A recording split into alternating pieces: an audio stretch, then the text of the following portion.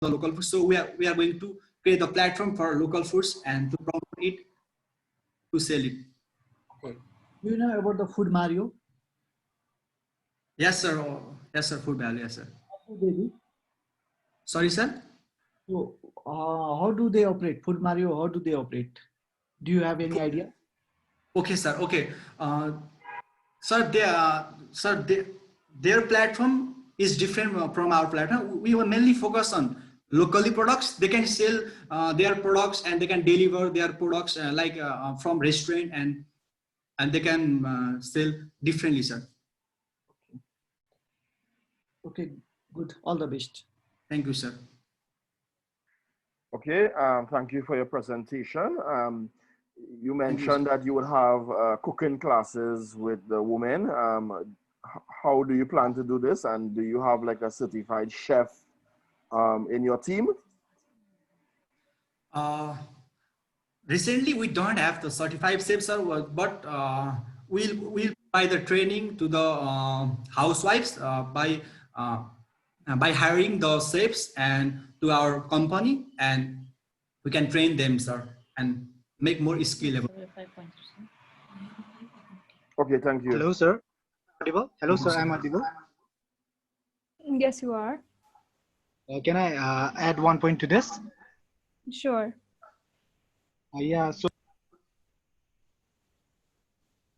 we can provide the opportunity to those housewives who are willing to train the others. So housewives who are able to cook can also train to the other housewife. So we can also provide the platform through which the housewife who are interested to teach others can teach through our platform.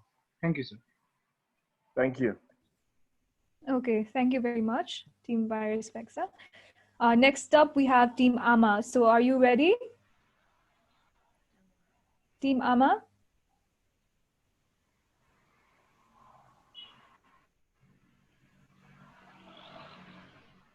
Okay, so please unmute Ayusha Bhataju.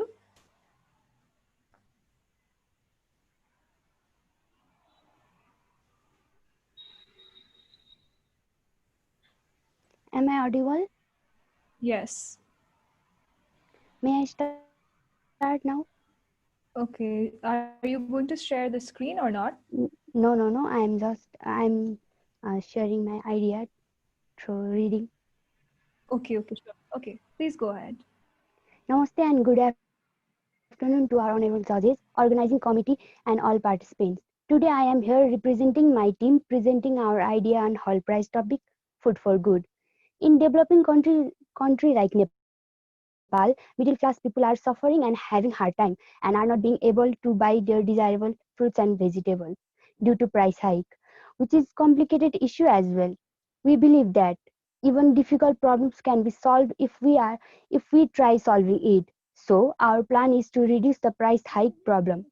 To address this problem, our business model is to open shop which provides cheap and fresh vegetables and fruits. As we all know that in Kathmandu Valley, there are only few big markets where vegetables are found in cheaper price compared to local shops. So we are planning to take the marketplace to the customer instead of bringing customer to the market. For that, our whole shop will be in old recycled vehicles, and there will be 4-5 those vehicles in different areas of Kathmandu Valley initially, so that more people will be benefited, and another vehicle would supply our requirement materials.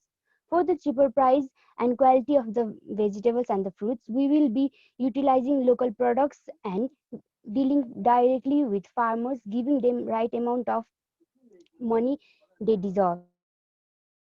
If we sell food in cheaper price compared to the local market, there will be definitely be a profit, as it attracts large number of middle class people, and this project is also targeted for the middle class people.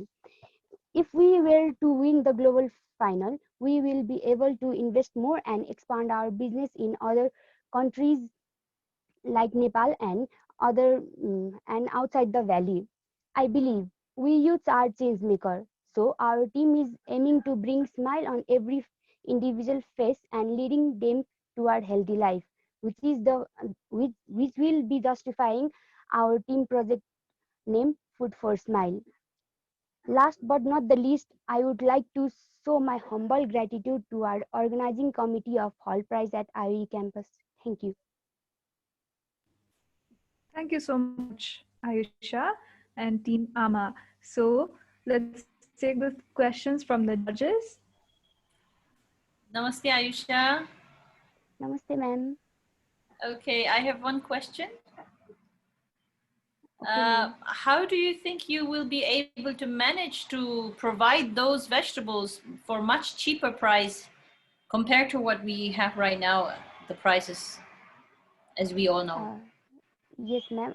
As we all know that today, due to pandemic and plus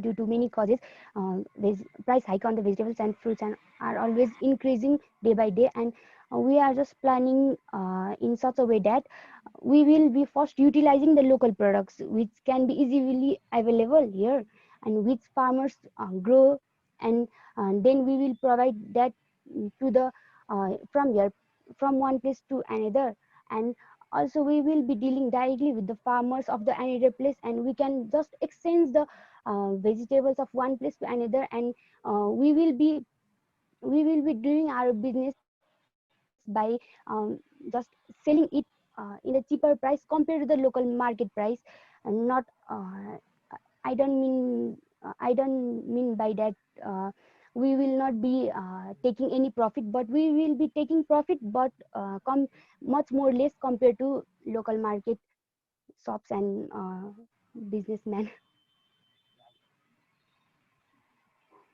Okay, Thank thank you, you very ma'am. much, and I wish you all the best. Thank you, ma'am. Hello, Aisha. Thank you for the Hello, presentation. sir. Uh, I have one query regarding your business. So, are you trying to remove the wholesalers in the business sector, like vegetable farming or any other farming? Sir, our main agenda is to just what happened here in the Nepal is the product farmer will cultivate, and they will just give to the agent, somebody or agent, and they will take the commission, and when they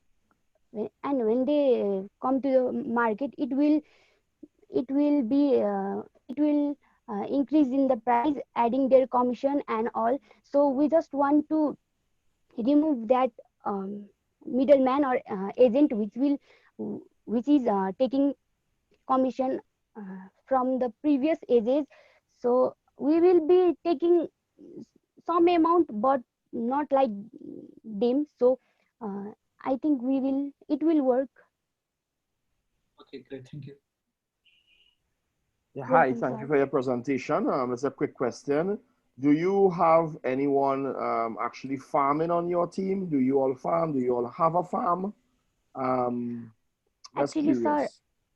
yes, sir. Actually, sir, I belongs to the farmer, and my grandparents also farm. So I have just seen them not getting the proper price of the crops they should get, and when if if we want to buy that in the market, it will double in the price. Just we are selling to the someone else. So I just want farmers to be farmers to get their right amount, and other local people or the other middle class people to have and enjoy right to enjoy the every food and fruits vegetables in the cheaper price. And they and actually, sir, when it comes to the middle class family, they always have to compromise on something. So I wish that through our project, and they should not have they might not have compromised. They will not compromise for buying the fruits and vegetable. They are willing to eat, they are willing to have, they are willing to serve. Thank you, sir. Thank you. Thank you so much, Team Amma. I'd like to request the judges to take their time to score. Meanwhile, I'd like to invite team A Plan to Mitigate Nutritious Food Problem. And I guess the representative is Smita Jha. Are you there?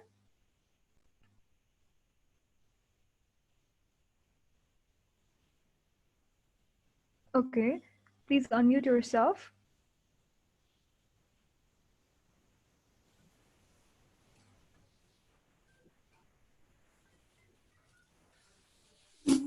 Good afternoon, everybody.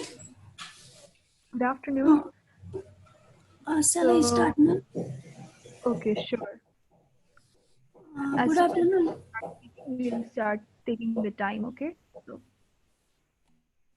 you can start now. I am Asmita Jha and my team members are Ayusha Jha and Krishna Rauniar. I am here to present our idea for the event Food for Good. I would like to thank Hold Prize for giving us this opportunity. As we know, many people are deprived of nutritious food, especially in remote areas, which leads to malnutrition. And we need nutrition and promising food items, as we can't believe on the easily available food products in the market. And many vegetarians are in a dilemma which food to eat, and many people are unemployed, though they have knowledge how to make food products. And some food products also have low quality. So the solution for this may be mushroom, which is the most nutritious food, and it is rich in vitamins, riboflavin and niacin. It can cure heart disease also, and it consumes organic wastage only for its cultivations. And we can make mushroom soups, mushroom nuggets, mushroom pickles, and serve mushroom seasonings to people.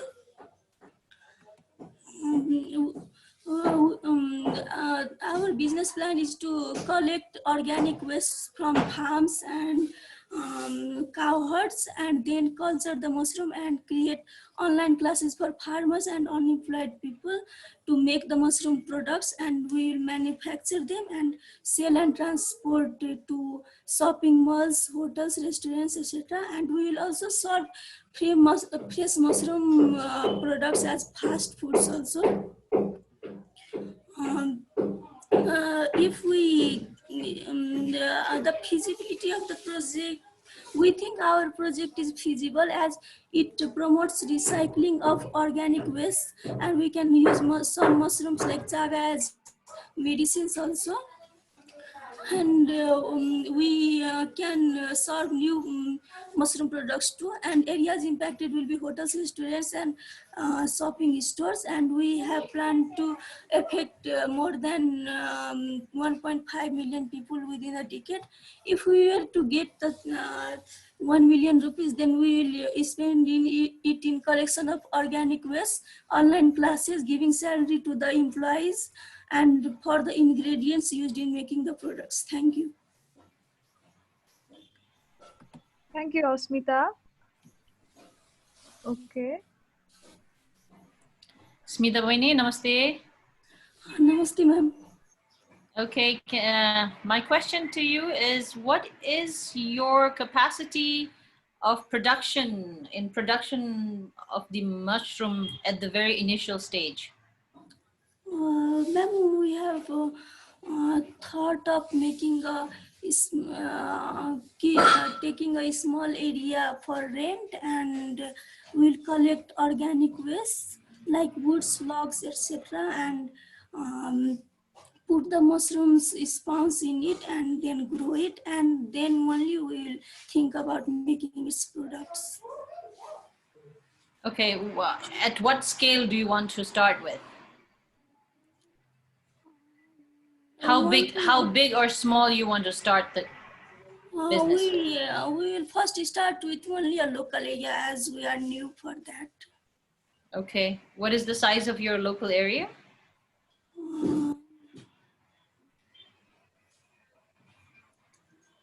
That we have not decided, ma'am, sorry. Oh, okay, so you haven't done your studies, researches. Oh, We have okay. just thought of researched about mushrooms and its products, but for culture, we have yet to research more. Okay. Is there anyone in your family who does that business? No, ma'am, but my grandfather was a farmer. So, Okay. I wish you all the best, Asmita. thank you, ma'am.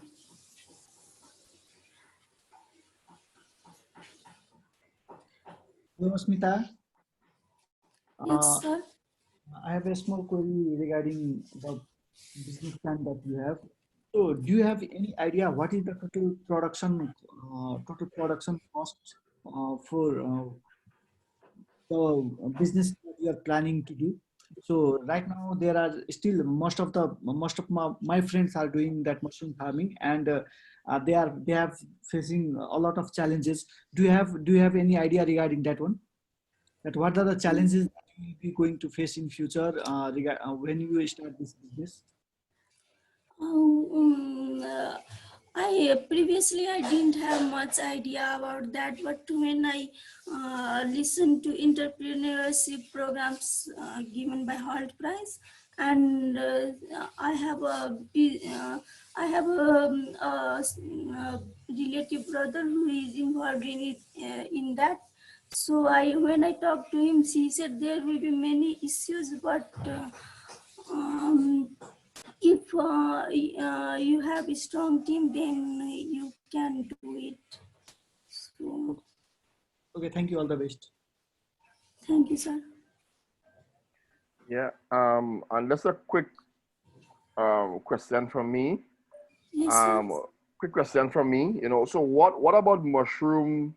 What would you say is the most nutritious aspect or component about mushroom that fills some sort of deficiency in people in Nepal? Mushrooms are the most nutritious food because mostly it is said to be rich in proteins, and some mushrooms like chaga also is can be used as medicinal mushrooms, and we can make mushroom nuggets, pickles, etc. So many products can be made from it, and it can cure some diseases also. So we think that it can help the people, mainly vegetarians who are in a dilemma with food to eat to be as strong as the non-vegetarians people. Thank you. Thank you, sir. Thank you, Asmita. Now we're gonna move to the next team. I'd like to request all the participants to be very concise in their answers as well, okay? Because you have to take care of the time that is allotted to you. So, Revolution for Change, are you there? Do we have Revolution for Change?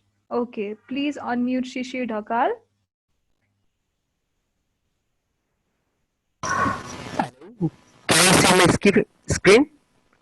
Yes, yes, you can share your screen.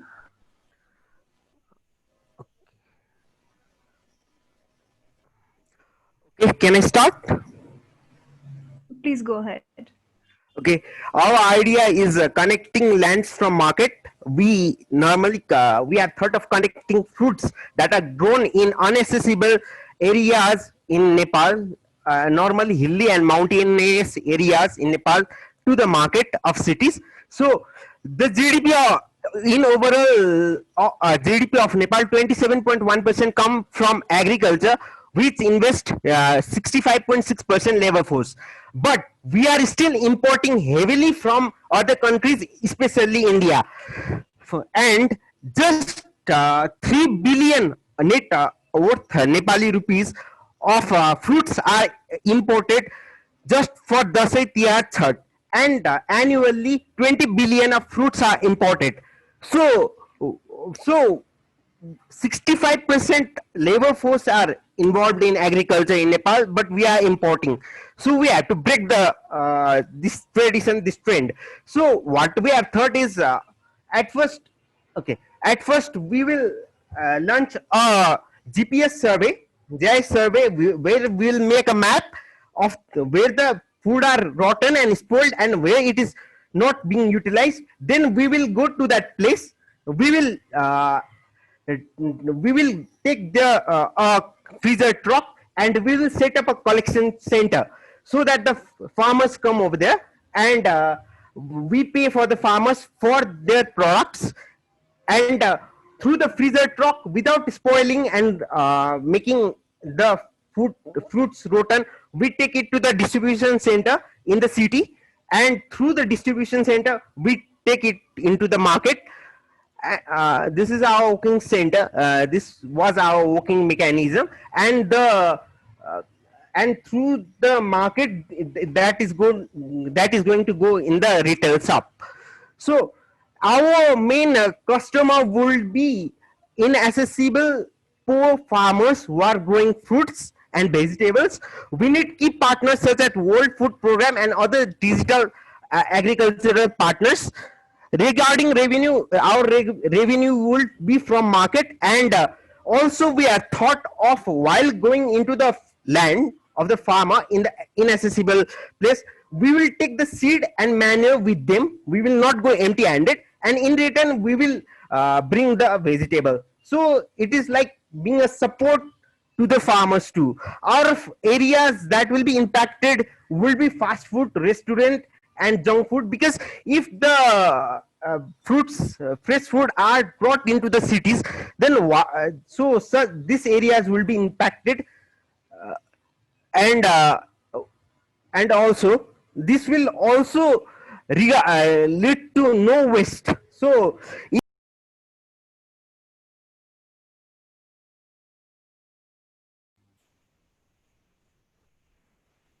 Shishir, your time is up. Now we have to. okay, Your time is I up. have to cancel the slide, isn't it? It's not necessary, but if you want to, you can. Okay. Can you cancel the slide from there? Okay, sharing the Not slide. sure. OCs, can we? Okay. Okay, is it done? Yeah, it's gone. Okay. Okay. Hi, Shishir. Namaste. Namaste, ma'am. Okay. First of all, very good idea. But at the same time, I have a question. Where can you buy the kind of truck that is possible to really have a kind of a cold storage? Ma'am, according to my research, there is a truck made by Isuzu company which carries which has a length of 14 feet and carries 200 to 220 tons of agricultural products. So there is made such kind of van. It is like a semi mini van, like a big truck and a mini van, semi average of that. I see. Do you know how much do they cost?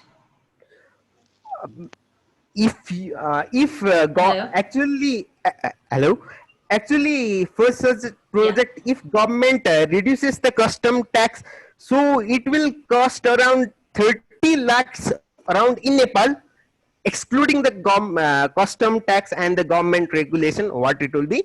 But maybe it can be affordable, and if government supports and if other INGOs support, then that may be affordable. Okay. I wish you all the best. Okay, thank you, ma'am.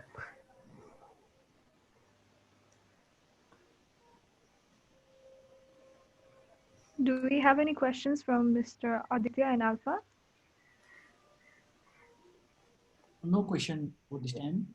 Okay. One quick question from me.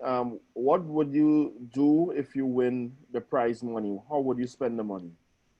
Okay, so if we win the prize, at first we will formulate this idea. Second is food market. We have to enhance the food market, and this idea will be helpful for the juice factory as well. So the juice factory, we can from the distribution center we can give our raw products to agro-based and juice factories, so it will be enhancing for them too. And also for buy, we will have to buy the seed and manure and humus, so that will be necessary. Also the marketing and sales cost, maintenance and security cost. So for that we need to have a map based app development and freezer and vehicle maintenance cost and storage maintenance cost. For that it will be utilized. So Thank you. Thank you is so that all much. right? Okay. Yes. Yes. Thank you so much, Shishir and the team. Now let's move forward to the next group. We have Curious We. Do we have Curious We here?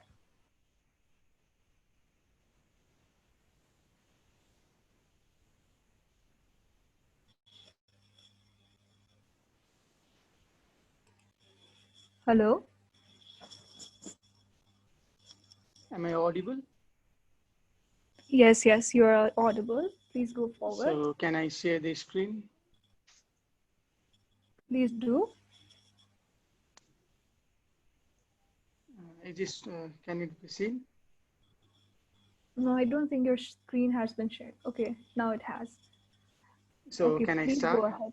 Yes. Good evening, everyone, respected judges and the organizing team.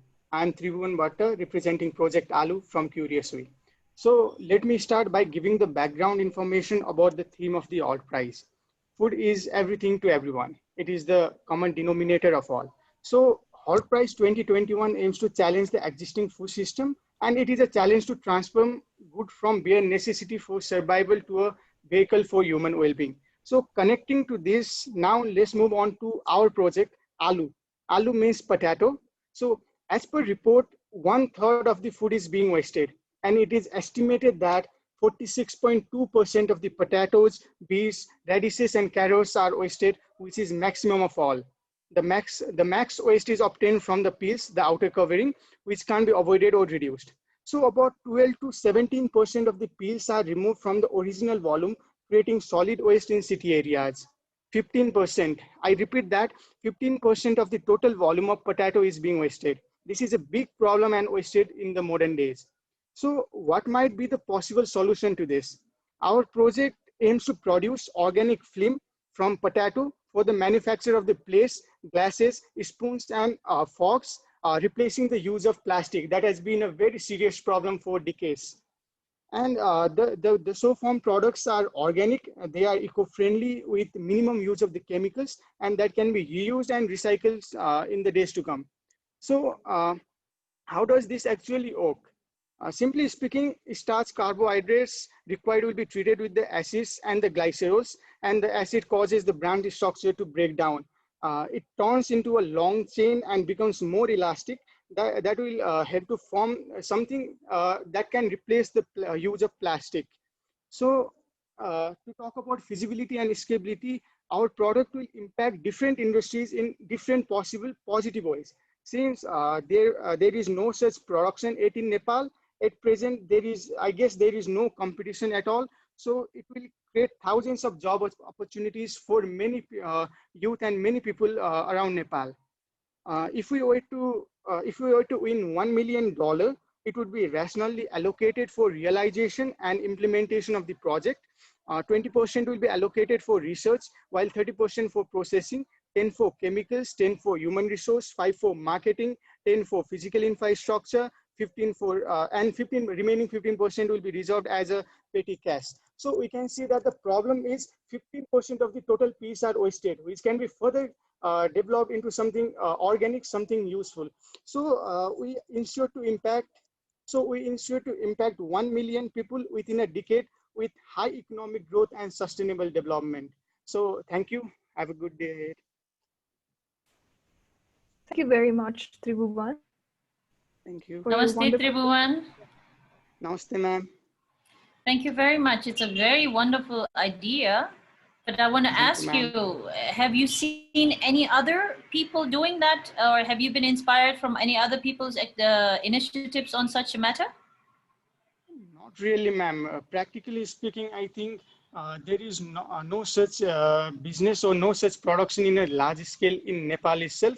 So I had just seen this idea somewhere. So I thought this would be really practical to replace something that has been a serious problem since many decades. Like a plastic has been degrading or not sustaining our environment. So replacing that has inspired me. Okay, what gives you the confidence that you can produce these organic the spoons and forks out of the potato skins? The main confidence is science itself. So the starch, as we've seen, that the starch and the carbohydrates, they can be converted into something organic, something elastic and sticky. So I thought if it can be produced in a small scale, if we could boost it, or if we could put some more effort, it will surely be practical in large scale, so that it can impact many youth and many citizens of the country. Wonderful. Hello, Thank you. Thank you, ma'am. I wish you all the best. Thank you, ma'am. Hello, Trivon. That's an idea. I'm really impressed with your idea. So Thank one you, question from my side is it reusable? The product that you I guess since it is biodegradable, and it is organic, it is pretty much reusable. Okay. So whenever you do the combination of different chemicals with this product, so is there any health issue with that chemicals? No, so the chemicals that are used, we use the chemicals in a very minimal amount. For example, the main used is the basic acids, and those glycerol is used. I think that has no harm to our health in any ways. Okay, thank you. Thank you, sir. Yeah, quick question from me. I would just like to get a very good presentation, innovative. I guess my question is similar to one that was asked before. Besides science giving you the confidence that this would work, but have you done anything whatsoever in carrying out any research and development that gives you a little more confidence? Have you done or tried anything with regards to this idea? To be honest, sir, practically we haven't tried it yet, but I think this will work pretty well, because it is a simple idea, but it can affect many. It can really bring a change. So that was our confidence to bring a change, and that motivated us to move forward. And we will really be taking it ahead and doing it in a practical way in the days coming. And another quick question, I guess, and then how would you collect the potato skin? Where would you get it?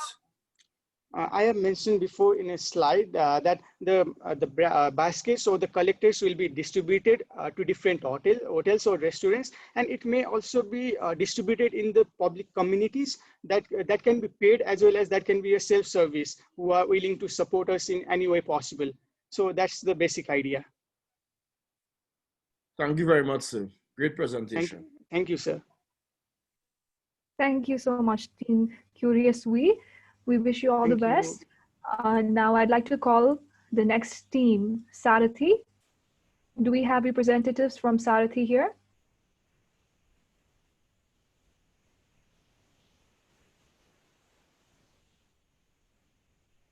Yes, we are here. Okay. Are you ready? Yes.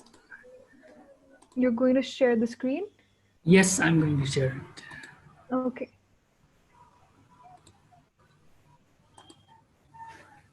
Good afternoon, everybody. Okay, we are Team Sarathi. As we know that Sarathi means it's like friend in Nepali. So we named this as to become friend with farmer. And let's go to our page. Okay, the first sentence is that annual demand of fertilizer is increasing. The annual demand of chemical fertilizer in Nepal is around 800,000 tons, whereas the government only imports 450,000 tons. That means the other fertilizer is provided through private companies. And the problem here we have is that the private companies, they raise the price, whereas decreasing the quality. And the fertilizer insufficiency, it directly leads to low production and discourages farmers. Even in the first slide here, you can see that many farmers are sitting in a queue to get the product, and they are struggling to do their business. And the other side of the chemical fertilizer is that its excessive and haphazard use of chemical fertilizer directly affects the quality of soil, the soil structure, the soil stability, and the food we get is also of low quality. We might have experienced in daily life that when we taste some of those food and the taste is quite bitter, whereas when we it's a locally produced with the use of organic fertilizer, the food quality and the food taste, it's enriched and it makes our meal happy. So what is the solution? Solution we have provided is multiple. We aim to provide organic, affordable, and eco-friendly fertilizer, which is made by processing the raw poultry manure in large scale. First of all, why we have chosen the poultry manure? The poultry farm and the poultry industry is increasing as the demand is increasing yearly. And the second thing is that the raw poultry, the raw resources can be obtained in a large quantity, whereas the other waste substances, they might not be sufficient to produce in the produce the in large quantity. So our feasibility and scalability, what we have is that in current market size of Nepal is $54 million. It's the total poultry manure and divided by the cost price. And the and what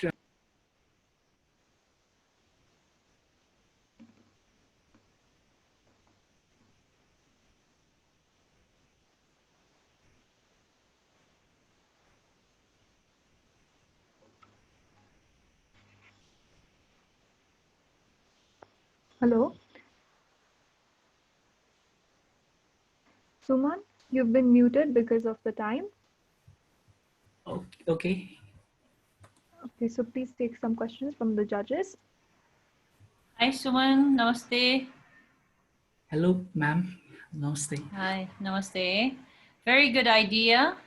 And my question to you is, what would be the scale and size of in your collection of those poultry manure as an organic fertilizer? What would be the capacity that you are looking into? We are first, as the total market size is $54 million. We are aiming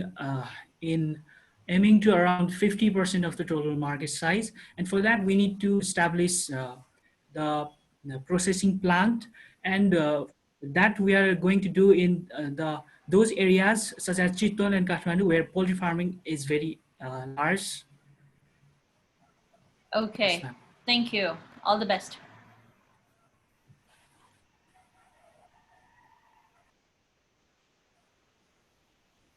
Do we have any more questions? Thank you, ma'am. Mr. Aditya or Alpha? Have you done anything yet to make this idea a reality? Have you tried anything? Actually, we are just researching right now, but the poultry manure which is processed, it's been done in other countries as well. In Australia, we have found there's one industry which process the raw manure and then makes it in pellet form. And I think we can develop it by researching furthermore. Thank you. All the best. Thank you. Thank you, sir. Sorry. Thank you so much, Team Suman. Okay, Now I'd like to call my co-host, Suprema Shasta, to take over. Thank you so much, Sunisa. And up next, we have Team Vitamin N4. Anyone from Team Vitamin N4?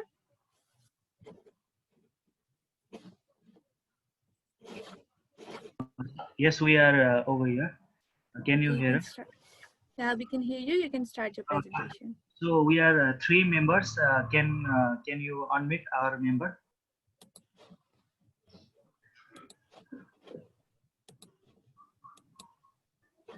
Manish. Yeah, and Ravi. So Ravi seems to be in another call. I need to see if it's okay for the. Okay, Manish has been unmuted. Okay, Manish, can you hear me? Yes, I can hear you. Ravi, Go ahead. Ravi, can you hear me? Ravi has not been unmuted. I think he's not in a Zoom call. Unmuted, Mr. Ravi. So can you speak now if you want to? He's still muted. Ravi is still muted. You have to accept and unmute yourself after I ask to unmute you. Okay, he seems to be in another call. Let me quickly. Yeah, please start because we're running out of time.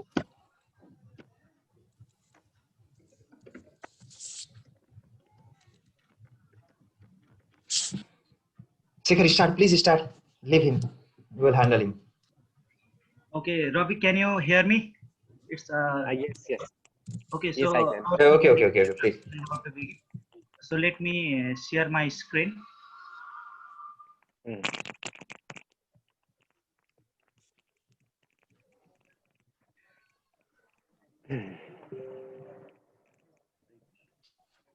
It's not telling. Can you see our screen? No, not yet. Yes. Yes, we can. Hello, whole price committee. Can you see our slides? Yeah, we can see your slides. As per the guideline, we could either present with the idea drugs or presentation slide. So I would like to ask the permission to continue. Yeah, please. Okay. Our time starts now. Thank you. So we are Team Vitamin N4 and our project is Organify on the theme Food for Good. So basically understanding the problem, the social issue that we look to solve to our idea is a less reach of organic food to the consumers on affordable cost. The ground level farmers, entrepreneurs stop to compete by the corporate giants despite the fact that they tend to produce high quality organic foods. So for the next section, I would like Manish to take over. Thanks everyone. Our solution to the problem is we want to set up the online system where it is viable and offline system as well where it's not viable. This system aims to connect the dots between the farmer and the consumer, thus bypassing the middleman. We'll have an in-house research and development team consisting of different agro-scientists, food scientists, engineers, and different industry experts to ensure the high quality assurance of our product. Let's be real, we are all about how to handle the logistic because it's, let's be real, it's all about how we deliver. We own from the transition at the consumer's end. What that means is it's listed for free at our platform, on our platform, and handled for free, but charged at only when it sells. So there's a high probability that we'll be earning from the day one. So I would like to pass to Ravi. Thanks, Manish. From our proposed solution, it is feasible as we start from a small geographical location, and after the success of it, we will improve it. We will use it for next level, and for the online system, we will use it, and whenever the online system is not applicable, we will strongly follow the offline system as well. And our first priority is consumers' health. So for this concern, we collaborate with the industrial authorities and government to implement the industrial standard guidelines accordingly to ensure the quality of food products which are delivered to end consumers. Uh, and for the next section, I would like to join Shekhar. Thank you, Ravi. If we were to win the global finals, we will be allocating our resources on the following aspects. So firstly, we'll be setting the online system and offline channels as per the proposed solution. Secondly, we have maintenance cost to host the system and other database cost, quality assurance cost, recurring logistic cost, research and development cost, and specific training regarding online system and other necessary trainings, manpower costs, and finally risk management cost to ensure any uh, cost to be covered.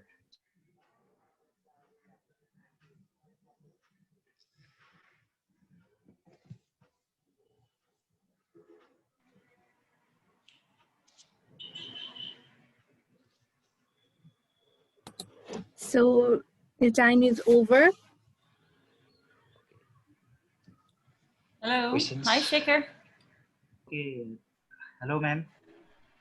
Okay, my question to you is, have you done any practical researches on this so that you, in order to gain that little confidence to present such kind of a idea Yes, or ma'am. plan? I've been working with such company which used to work with the local authorities to implement different types of systems. So I have such confidence to implement this system on ground level. Okay, where is your local area? It's Itari, Sunsari. Oh, okay. Have you found anyone practicing this before in your area? Not as for now, but many people are willing to move online, but they have no such platform to move accordingly. How will you be able to give the assurance of your product to be very organic?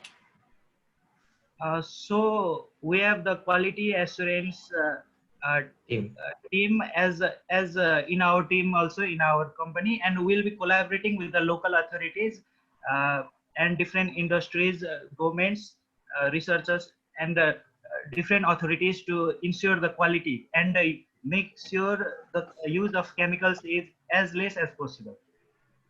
Okay, so it's not completely organic. It's just the chemical fertilizers are lessened down.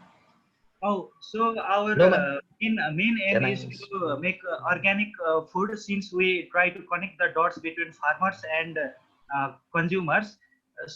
So we try to ensure. So it's an ongoing process. It's a hectic process. It's itself is a challenge.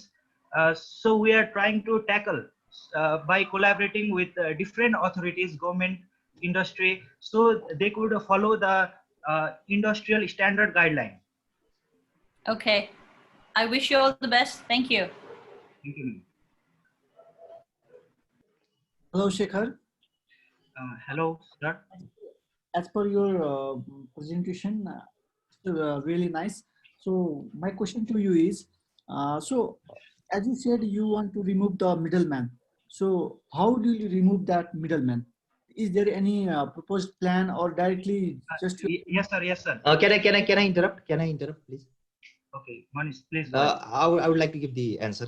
So basically, we will be the middleman, but not as that the traditional middleman. Okay, we'll be providing the platform to the farmers. Okay, they will be listing our product, or we will be helping them to list their products directly to our platform, and we'll be handling their content, their resources, and their logistic as well. So from farmers to consumer, and we'll be charging at the consumer's end, not the farmer's end. When it sells, we charge a particular commission. Okay, I would also like to add to Manish's answer. So our offline channels will be handling the as per the proposed solution different logistics, but we are more trying to move towards online system, connecting the dots, providing the online platform, so the farmers could list their product and consumers could connect to the farmers accordingly. So for considering different challenges, we are trying to, we will also be providing specific training regarding the online systems and other necessary trainings. And one more thing, when we say about the necessary trainings, at first we have to understand the Nepali market.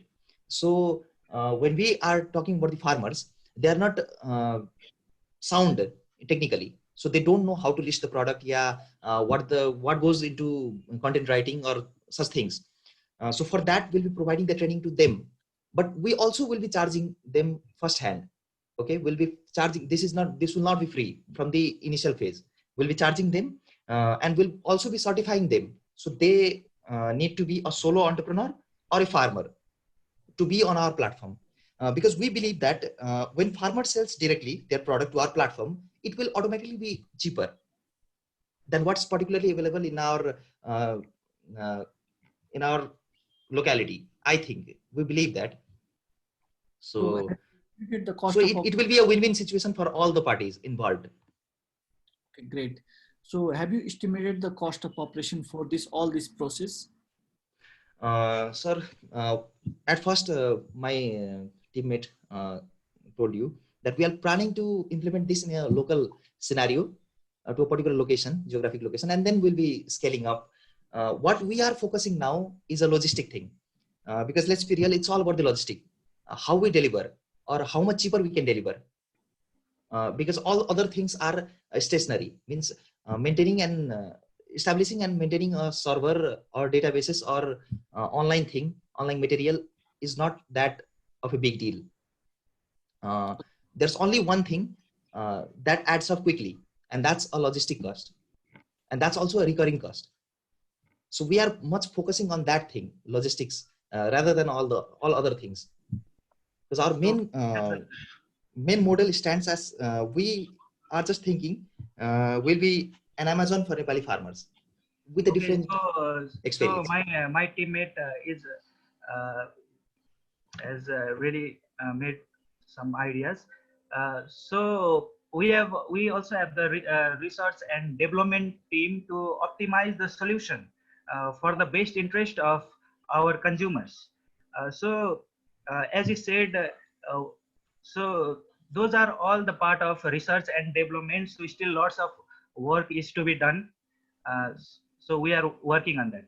Okay, thank you. Thank you, sir. Any other question? No questions for me?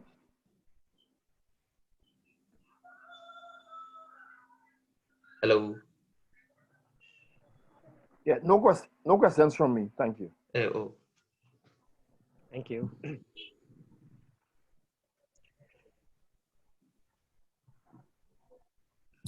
Okay, so Up next. can we stop? So we have already stopped.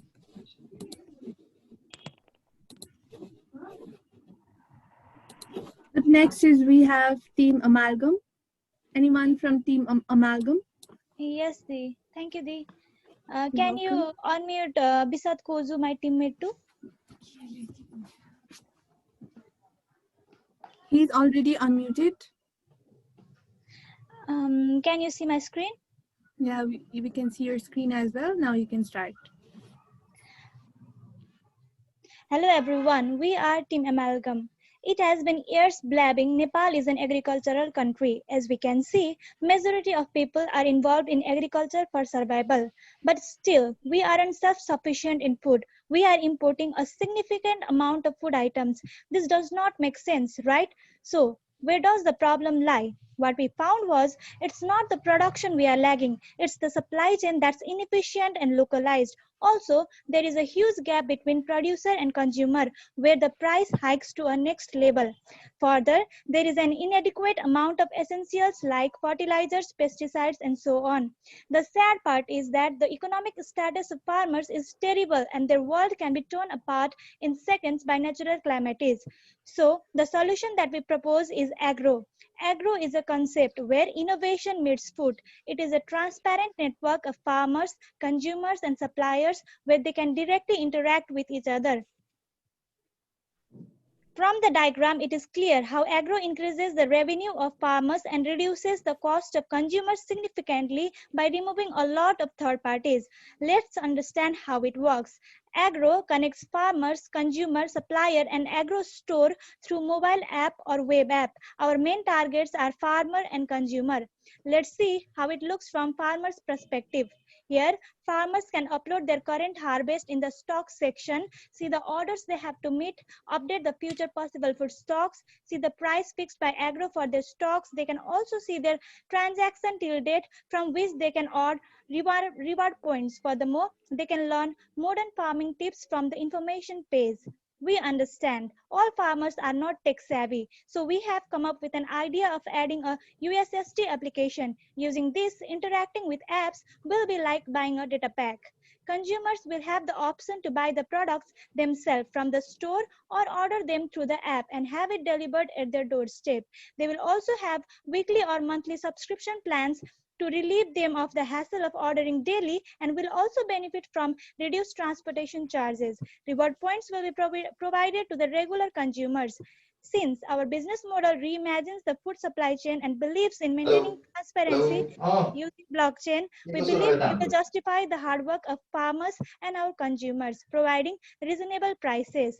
As the impact of our business model is wide and addressing the existing problems in a sustainable way, utilizing human manpower and IT together, we see our business model both feasible and sustainable. Let's see how we plan to channel the $1 million if hopefully we win.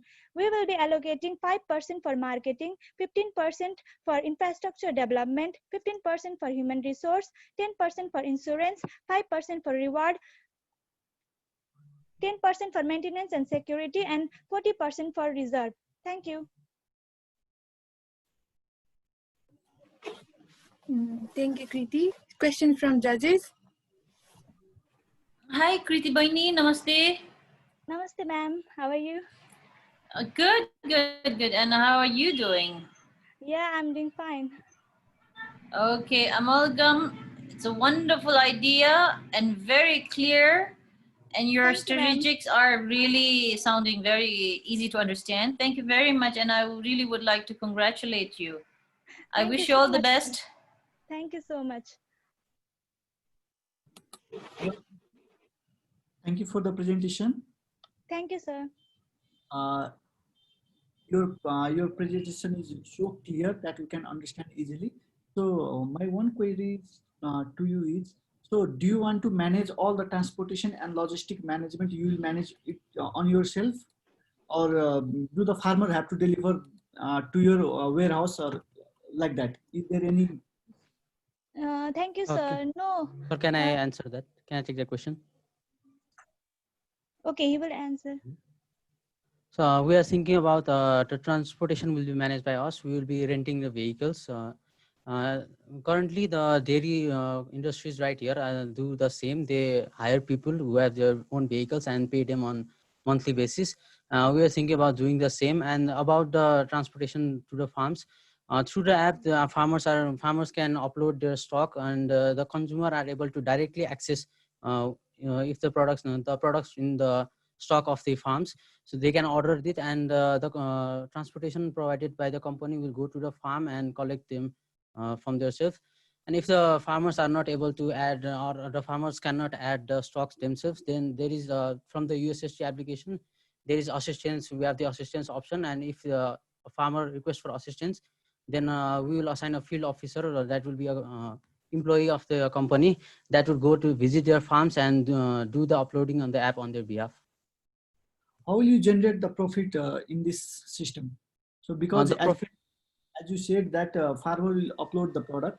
So yes, if they have the tomato of 20 kg, they upload the quantity as a 20 kg with the rate of 50 rupees per kg.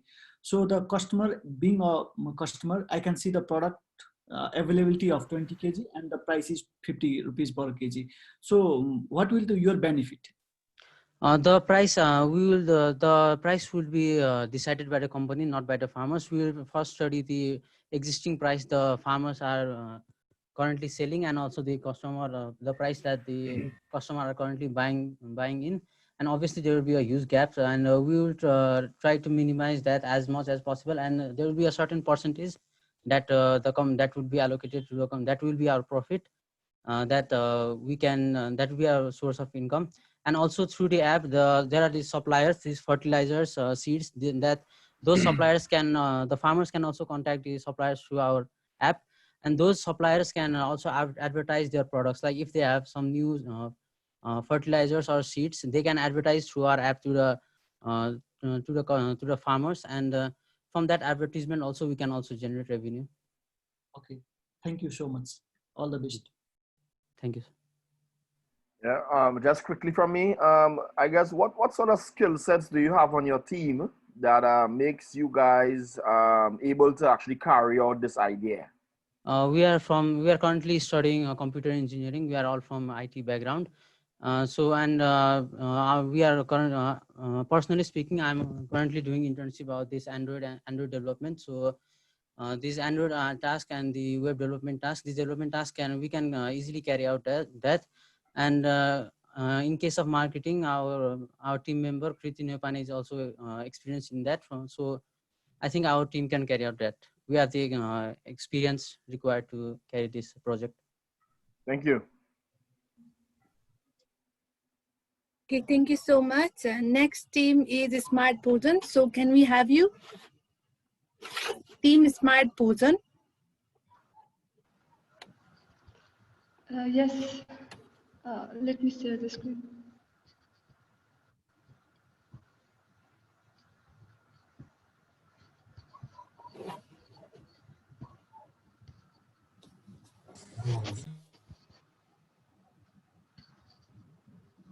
Is the screen visible? Yeah, your screen is visible, and I would like to request all of you to make it short. Let's end it let's make it for 5 to 6 minutes. Okay. Hello everyone. Our team name is Smart Bhojan, and our motto is food from earth, food for life. So the problem we see in Nepali market is that farmers aren't getting good prices while we're paying too much of too high price, and what we're selling and buying is still full of chemicals. Be it an apple or watermelon. There are rumors of injected watermelon, unsafe apple skin, and while the survey Nepal 2019 says that every servings of fruits and vegetables should be 2 servings, but in Nepal, it is 2 servings, but WHO recommends it to be 5 servings. So we can estimate how we lack the knowledge of consumption of the fruits and vegetables, and maybe the reason for this is unsafe fruits and vegetables in the market, fear of consuming chemicals, those injected watermelons, and so for solving this problem, we have come up with the idea of promotion of superfoods. Currently, National Agriculture Genetic Resources Center, it has been doing research on the possibility of different neglected and underutilized species. Uh, I mean, it was done in 2016, and a lot of attention is being dragged on this field of superfoods. And here we come up with the idea of making collection centers that can easily approach to the farmers uh, and collect the superfoods, bring it to the storage centers, and we can add the value to it. We can make from the amaranth, we can collect the seeds and grains and make its product, and foxtail millet, field millet. We have a lot of item about that, and from here, I would like to pass on to my friend Nirajan for presenting the business model, how we do it.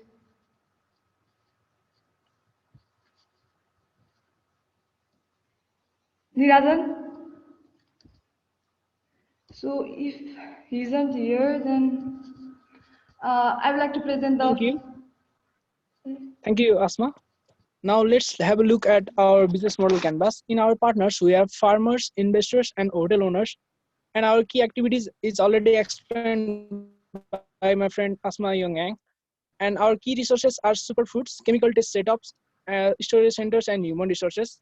In our value proposition, we will serve superfoods. And in our to reach our customer, we will use B2C model. And in our customer segments, they are our customers are the customers at hotel and shops as well as online groceries.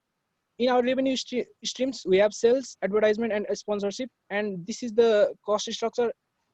How we use 1 million fund if we win it, and our total cost is 950k in rupees, and it is shown as follows. And our channels are means of transportation to transport our foods, and social media to advertise our products. Can I have the next slide, please? Now about feasibility and scalability, we our solution is feasible because we have sufficient number of superfoods, as you can see in the data presented by NAGRC in 2016, and it has good taste, low price, and high nutrition contents as well. And about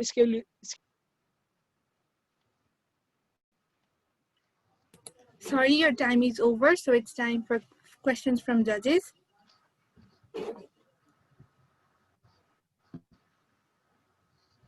No questions from me. Question from Mr. Aditya. Hello, Asma. How do you ensure the quality of your product? So how do you ensure the quality of your food and or that product that you are delivering to the customer? Can I take this question? Yeah, sure. Okay. First of all, we will collect those raw superfoods into our storage units, and then pass it to the processing unit, from where it is processed into the possible value addition, such as in the table we showed below. Asma, can I have the table, please? In slides number 3. Hello, Asma. Now, before that, a bit. No, next one. Like in this, if we have amaranth sag, which is currently lotte sag,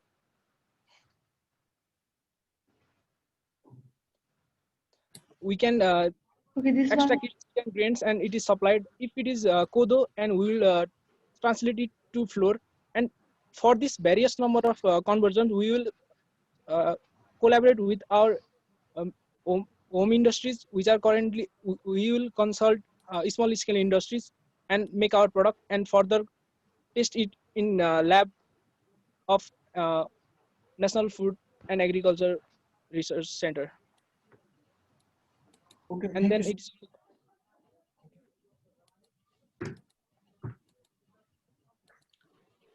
Okay, questions from other judges, Mr. Alpha. No questions from me. Okay, thank you. Next is Incredibles. Anyone from Incredibles?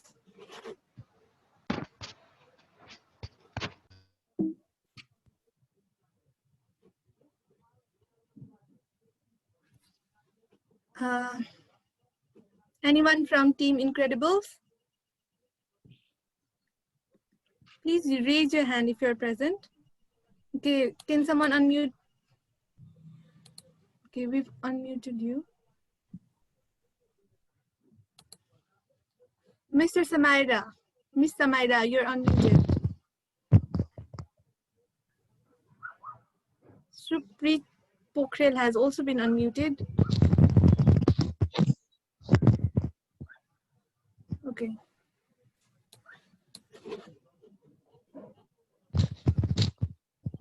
Good evening, everyone. We are Incredibles.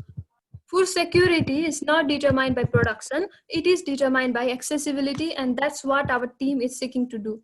According to WHO, 1 billion people are suffering from hunger around the globe.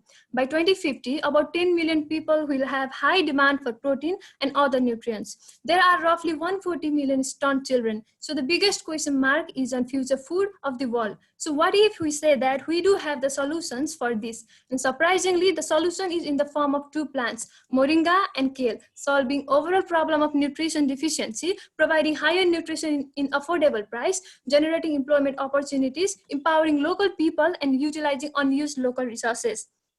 We are introducing our project NutriFeed, a balanced combination of moringa and kale. Our product provides calcium 6 times more than milk, iron 25 times more than spinach, and 10 times more vitamins than carrot. The protein provided by our product is higher than that of chicken and beef. Our products shall be flour, cookies, protein supplement, and energy drinks. We are empowering the semi-urban and agro farmers to grow these plants, moringa and kale, which aren't yet available in huge extent in our country and can be a great source of income for the nation as well. We are doing this in year-round and sustainable way. We are investing money in the land of about 1 hectare, training the local farmers to plant in scientific and eco-friendly ways. The raw materials produced from the farm will be collected in our local hub and processed, making sure the nutrients are stored by packaging them in eco-friendly ways. We then give our products to the distribution partners for delivering them to the slum areas and other food retailers. We are focusing especially those who live in urban slums and semi-urban areas. We work with their communities, fostering them to have skills in processing food products properly and maintaining nutritional content. So here the question is, why people shall be consuming our product? Average per day income of people under poverty line is around $6 and the food expense is about $4. Even $4 can't buy all the nutritious food for children's growth and development. So our products can be consumed by people who can't afford vitamin-rich foods, milk, and enough protein. In order to reach our target of 10 million within 5 years, we begin with the capital of our country, Kathmandu. For initial phase, our country and our annual expenditure is expected to be 80K with annual revenue of 85K and 100K by second year with gradual progress in upcoming year with an aim to launch internationally by 5th year, ensuring food security of 10 million people all around the globe. Thank you.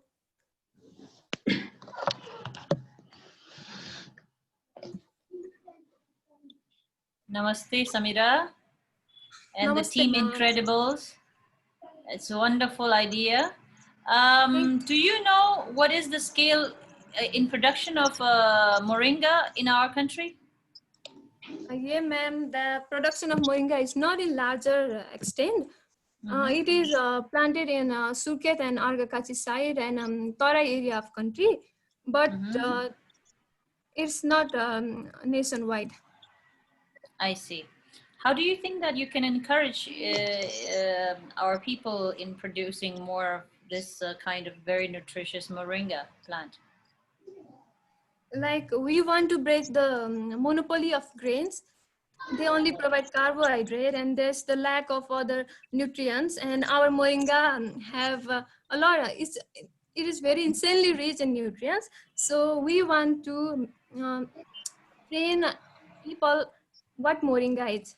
It's like it is called a magic tree, and yet people don't know what it is. And how do you think that you can encourage people to understand the nutritious benefit it has?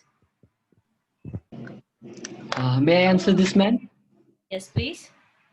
Actually, this is a complete food in one. So we are going to have some awareness campaign at the very beginning. And we are going to sell this at lower price for the beginning, for its establishment. And after that, after people get to know about this, as we are selling in $2, it's a complete food, 1 kg of complete food. So people will know the nutritional value of moringa, and I think it will be established soon. And do you know what it is called in our country, in Nepali language, for kale? It's sital chin. What is it? No, ma'am. It's called kale ko sag. It's called kale ko sag. Kale ko sag? Leaves of cabbage. Yeah, that's the. Is this popularly grown in our country? No, it's not, ma'am. I see. All right. Thank you. All the best. Take care. I'm so sorry. We have to be a little bit strict about timing. After 5 minutes, you will be muted automatically. I'm so sorry for that. Up next, we have Team Strandon. Can we have you here?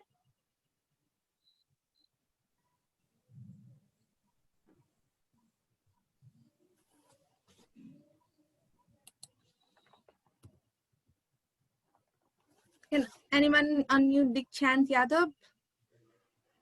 Hello, can you hear me? Yeah, we can hear you. You may start now.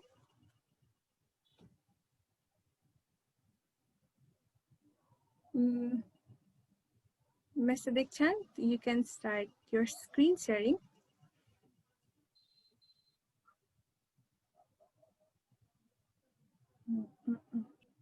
Can someone unmute Dikshant Yadav?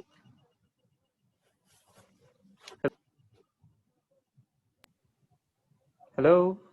Yeah, we can hear you, Mr. Dikshant. You can start now. Let me start from the beginning. My name is Dikshant Yadav. I'm from the team Strengthen. I'm leader of team Strengthen, and the name of my project is Feed Them What They Need.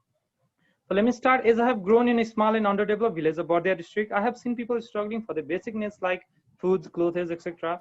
It's not that they are not working really hard for their living, but the reality is they are not getting the real value for the things they are doing.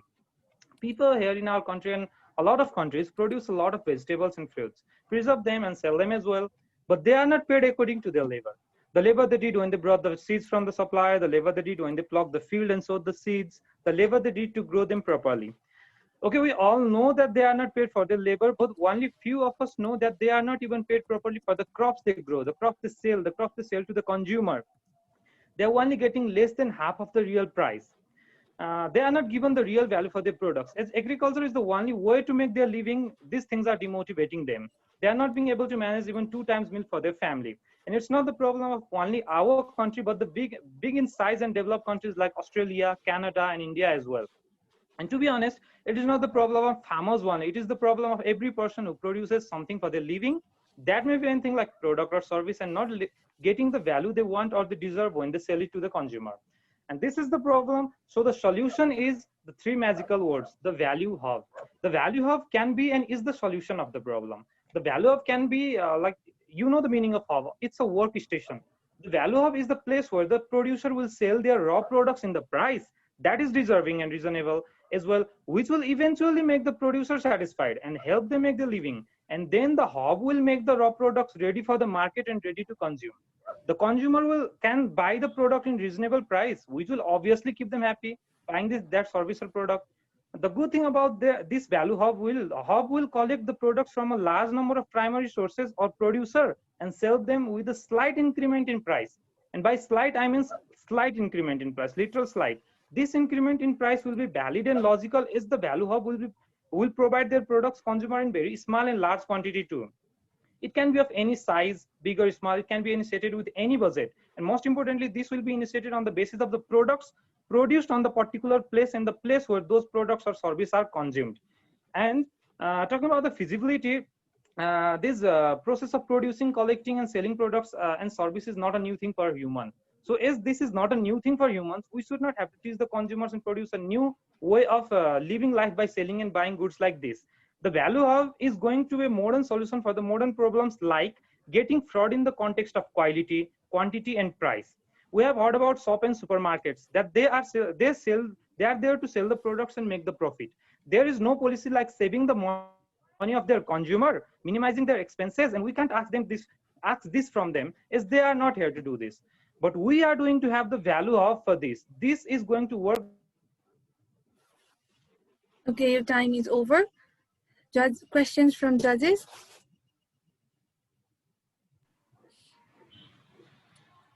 Hello, team Strengthen. Namaste. Okay.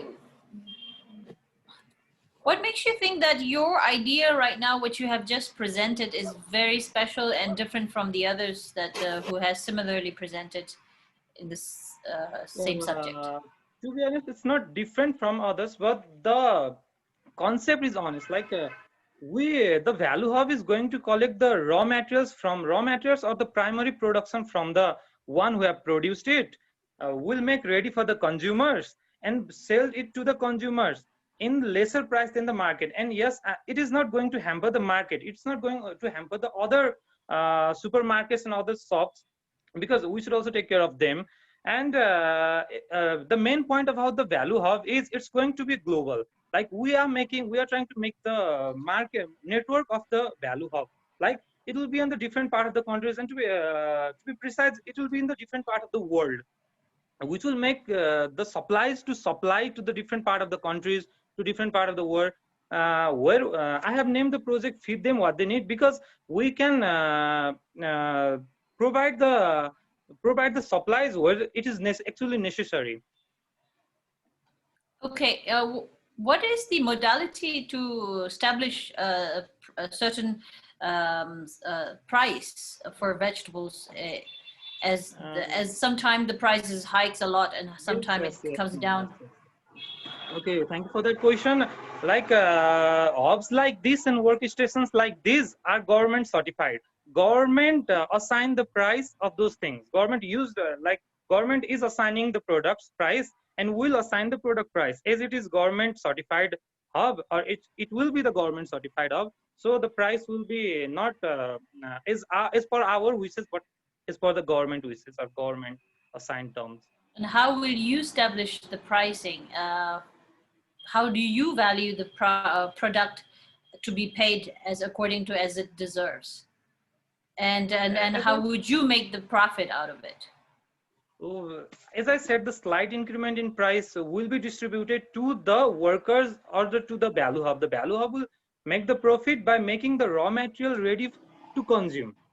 The raw material taken from the producer or the primary producer will be increased in price, which will make a profit to the hub, or let's say to the laborers.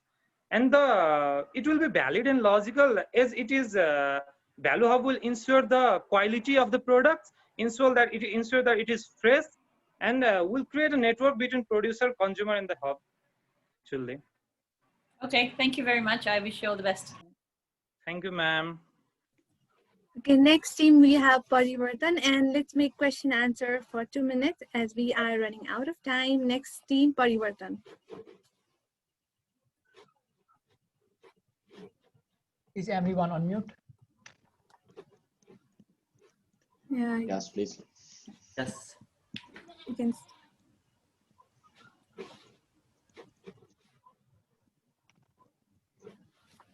Okay. A warm good evening, everybody. As you know, the theme for Half Price is food for good. So here I'm with my team Parivartan with a project named A for Agriculture. Let me start with the question at first. Is less food production only the root problem for causing hunger, food insecurity, and malnutrition? Of course, it's not. Here you can see in the slide. Globally, 1.3 billion tons of food gets wasted every year. In the context of Nepal, around 30 to 40% of produced fruits and vegetables get damaged during transportation daily. Also, to prevent the unsold food from decaying, there is use of excessive chemical leading to health problems like asthma and indigestion cases. Furthermore, farmers are compelled to negotiate with unbeneficial traders. Thus, to overcome the problem of farmers and customers, we are intending to develop an app that connects them directly. Talking about our working, we collect data from buyers and sellers, compares those in terms of location, then forward buyers those products which are geographically close to them. After that, buyers can go to the seller's place and collect food by themselves. In order to make this happen, we have developed a prototype of Facebook Messenger chatbot as seen on the slide. Speaking of our business model, calculating from the pricing of our servers, we find that when our customer base increases linearly, our expenditure per every new customer decreases as shown by the graph.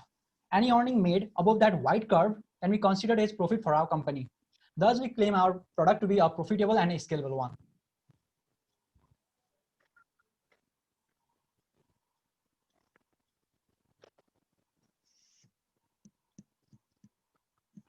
Scott? He has been unmuted. Okay, I was unmuted, sorry for that, and I will start my presentation. So as meet our goals, we have developed 3 strategies. Firstly, we will implement subscription-based service. Under this, the seller will be charged for posting an ad and the buyer will be charged for getting the contact details of the seller. Secondly, we plan to use on-site ads on our messenger box or website so as to make an earning. Thirdly, we plan to create promotional graphics and content for low players in food supply system and farmers. When we provide them with a steady customer base through our advertisement, we intend to charge them. Alternatively, when we don't have a customer, we intend to partner with restaurant, hotel, and canteen to make sure no food is wasted.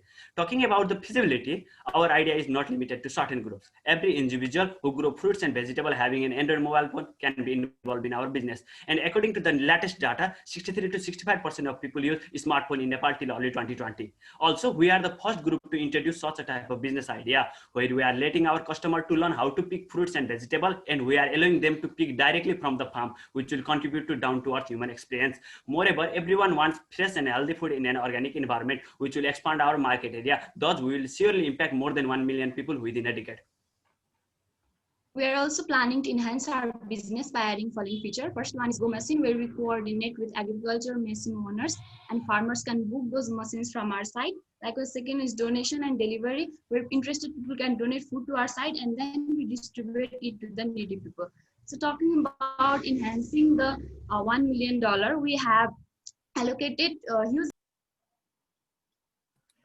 Your time is over. Time for question answers.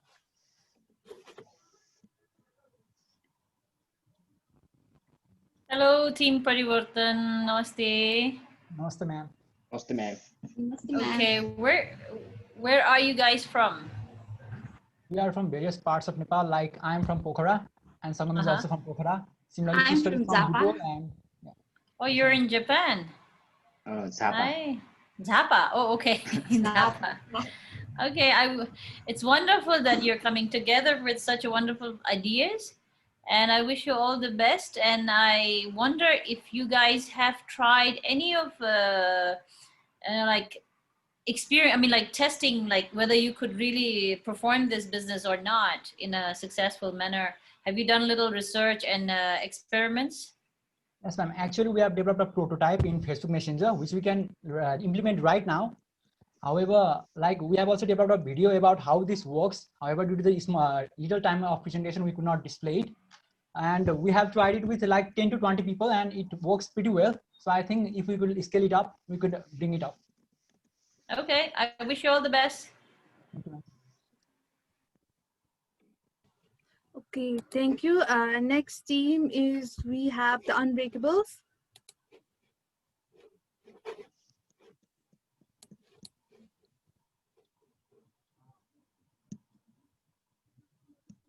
Sweta Pradhan, can someone unmute? Hello. Okay, you're audible, Okay. Sweta.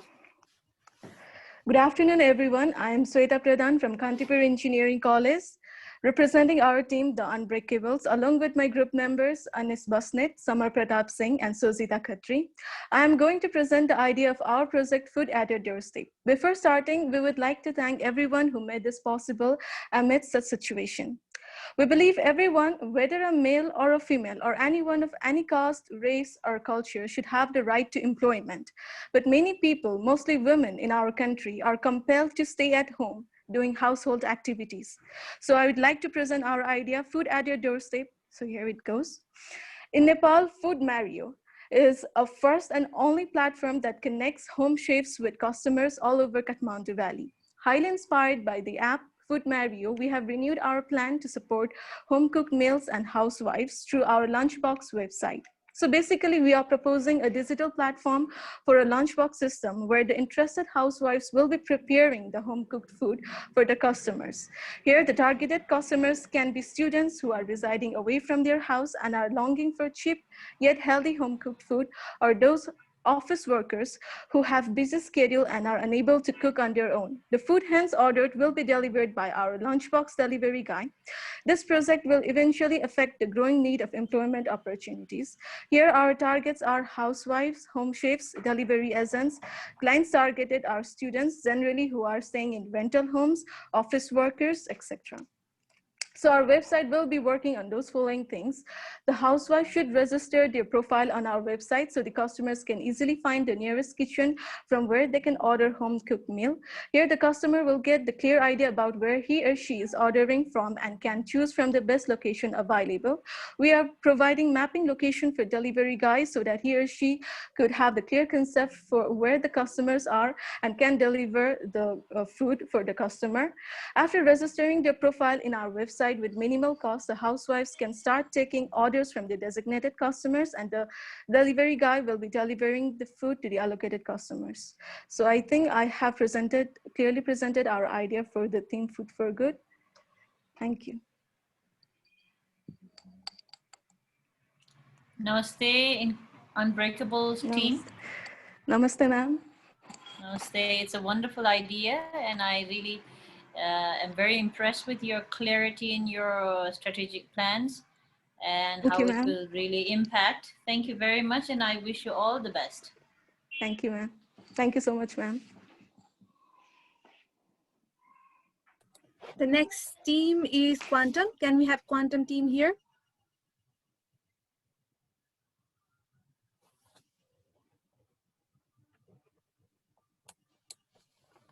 Yes. Am I audible? Yeah, you're audible. You may start now.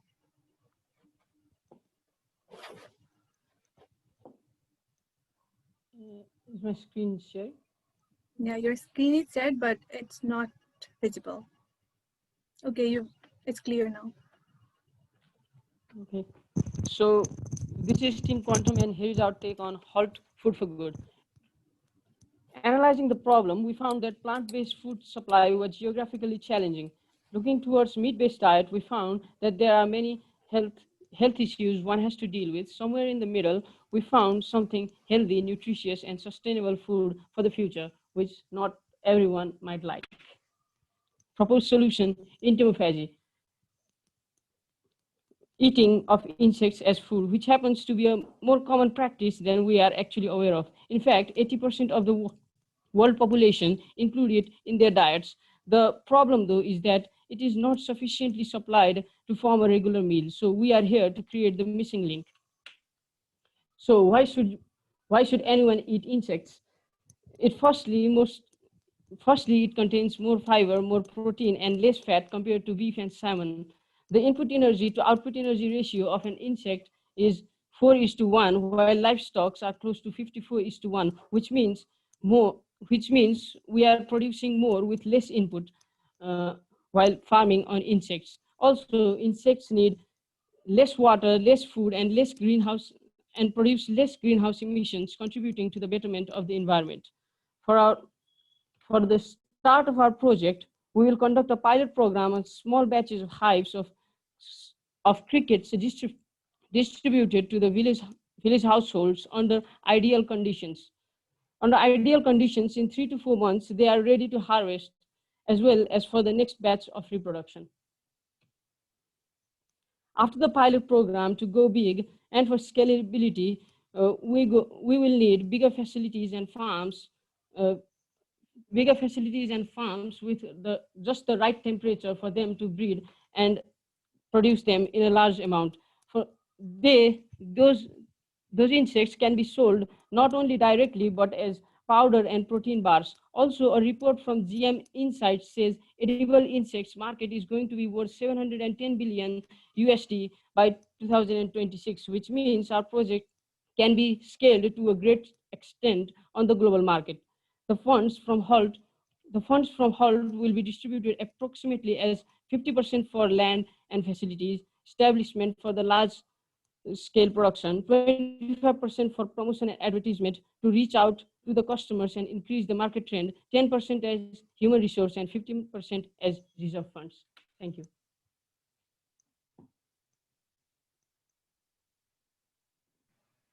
Namaste, Quantum team. Hello. Namaste. Namaste, bhai. Since I'm a vegetarian, I'm a little bit hesitant about this idea, but yet, of course, to be very practical and thinking of the larger size of as a global need, yes. Yes, exactly. Based on that fact, I wonder if you can, how do you plan to encourage our people in our country to get into such here's tradition? the thing, we are just not getting enough light. I think in the rural areas it's popular to fry wasp larvae when they infest the bees. I think most of us have heard that, and I have actually tried it. So people consume it, but not on a regular basis because they are not supplied. They consume if they infest their I guess when they are infesting their bees only. So I see. Are you aware of any ethnic community who are into such culture of eating insects? Currently in Nepal, I'm not sure, but if it is introduced as an exotic staple, then many of the high-end people will prefer this. If we can get our way to top restaurants and resorts. I see. Exotic staple. All the best. Thank you.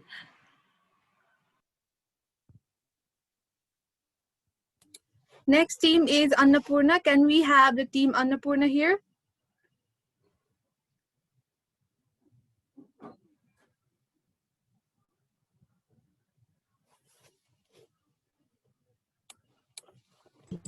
Hello, am I audible? Yeah, you're audible. Okay, so is my screen being shared? Your screen hasn't been shared. Is it shared now? Sorry, it's not. It's been sharing now. Okay. Good afternoon. My name is Prasun Thapa and I represent the team Annapurna. The problem we are about to address is that the current trend, especially in urban areas, shows that foods are expensive, low nutritional content, and people have a lack of time to create nutritious food. To combat these with the merits of modern-day online marketing, we have come up with a business model that will provide nutritious food at a reasonable price and at a faster pace. So we're going to be following the remote business system. Due to the current pandemic, we have come to the realization that this is in fact possible in a country like ours. So it's going to consist of a collection of a lot of discrete local kitchens which will work together for a greater goal. Now, at first glance, this may seem similar to a lot of competitors out there. However, the thing that makes it different is that we create our own food and that there are full-time chefs and part-time chefs, and the full-time creates our flagship dishes. We also aim to make a mini-mart which reduces the gap between the producers and the consumers by directly being in contact with the local farmers. Also, we aim to make healthy, tasty, homemade food, which is influenced by the Japanese bento box. So it's gonna rotate every single week and every day. The employment opportunities are for empowerment of housewives, and all of this is bound to create some waste. So we're going to be introducing insect farming, which is the new method for decomposition. The byproduct can be used as fertilizer. It's quicker than the traditional compost manure method, and it is highly effective and ecological. And if we were to be more creative, we can even introduce edible insects. Now, for social work, so this is going to be realized only after we become sustainable. We're going to be partnering with supermarkets and the industries where they usually throw out stuff that are unappealing to the eye. So we're going to buy them at a relatively cheaper price and make food out of them, and we're going to sell them at a ridiculously low price to the people who are financially in a bad spot because they are not necessarily spoiled. And this idea has seen great success in Germany. So that's the motivation. With this, we've come to the end of our short presentation. Thank you. Question from judges? Hi, Annapurna team. Namaste. Namaste. Thank you, Prasun Thapabai. Thank you so much. It was very short, sweet, and clear to the point, and a very good idea. And I wish you all the best. Thank you. Question from judges? Other judges? No questions from me. Good presentation. I want to add.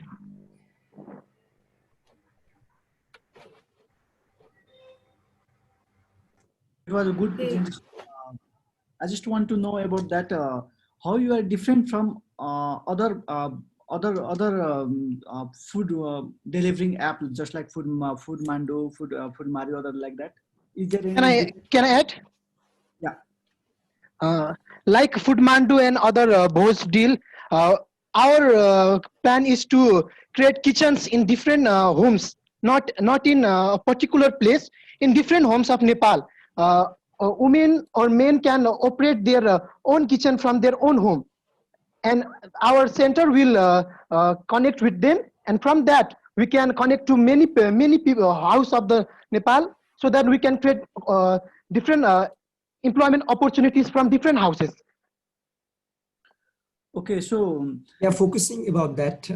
Mainly we will be empowering women who are in the kitchens all the time, and we'll be giving them a comfortable space over there, working from a kitchen. It's like working from a home. They are working from their space, own comfortable space, creating, serving for a bigger purpose, feeding with a nutritious food that is lacking in this time, and it's our motivations from the all over we are seeing in here in Nepal.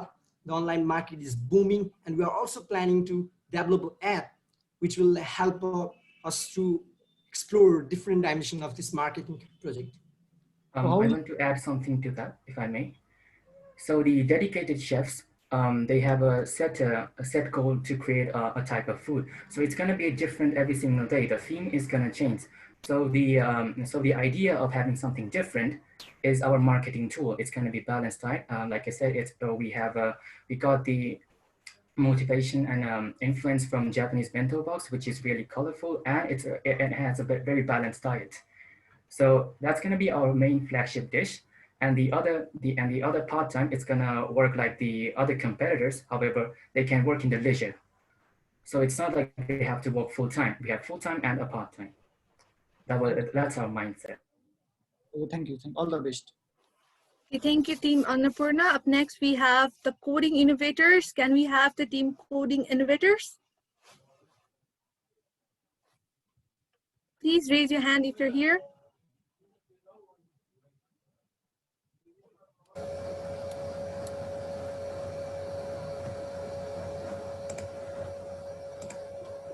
Hello, am I audible?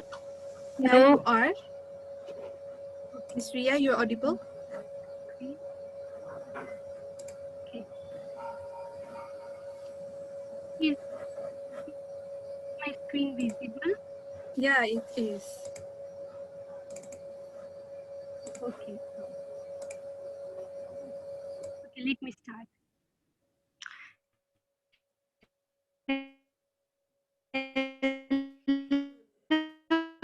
Hello everyone, we the coding in understanding the problem. We all know that the global warming due to the greenhouse gas century, but what we may not know is that the 25% of the greenhouse gas is due to the food we eat, which is more than twice than that of a transportation. The total land we use today, among that, 50% is used for agriculture, and surprisingly, the 77% is used for the livestock farming, and only 18% of food is calorie is consumed from the livestock. Carbon footprint of a human is about 4 to 16 ton per year. And yes, that can be reduced by 28% just by making a simple change in our eating habit. So the solution, we have came up our idea by making a mobile app known as a Carbon Reality that offer the various ways for the people to inform and monitor and reduce their carbon footprint. Thus, and then we see a business opportunity educating people about their carbon footprint, helping them monitor it, and reducing people for their good behavior. Core feature, upload. The user can upload the image and our app will break the ingredients and notify the user about their carbon footprint. Our app will also suggest the environmental friendly recipe for the user. To make user motivate, we have a plan to give something like points and badges.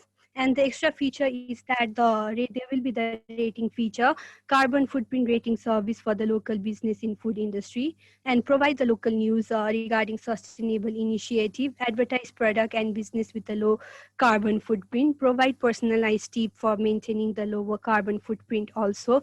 Business model, partners will be food industry, restaurant, delivery service, and environmental activists. User will be obviously people, restaurant, delivery service, and then the channel will be social media, advertisement, and the workshop. And then Carbon Reality, our app Carbon Reality can act as a good agent to force food industry division to maintain a standard carbon emission rating. We will act as an agency to rate, maintain, and inspect the carbon emission regularly, thus giving recurring income source also. Using it can also reduce 2.0 we have estimated it. The area it impact is environment, agriculture, health, and the food industries and competition in the market. So we have planned to expand from local to national and international level also. And regarding the fund, we have used 30% in the to train data in the machine learning and 10% in the mobile app and rest of all in this much.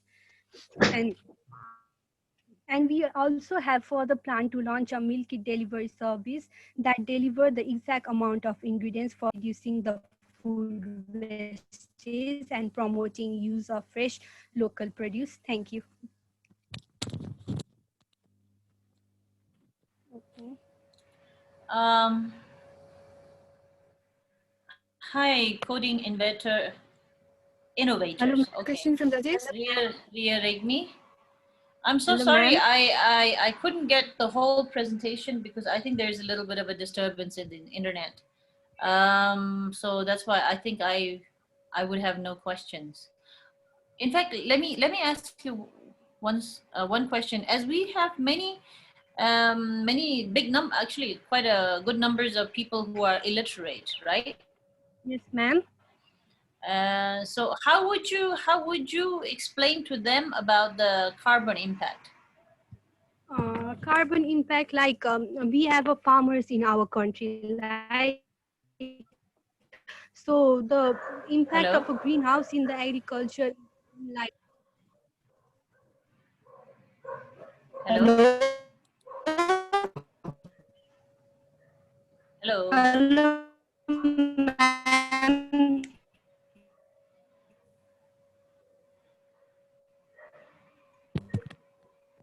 Sorry to interrupt. Good morning, ma'am. Yes, ma'am. Am I audible? You are audible, please. Okay, so this app is just for who want to control the environment and save it for their next generations. So we are planning just to get few 100 million users, not all of them for now. And our app promises that when one user uses our app properly, it is like planting 1,000 trees. So we just need about 20 million users to save the earth. So that's our main point here. We have some data above. Please, Ria, can you scroll up to there? Hello?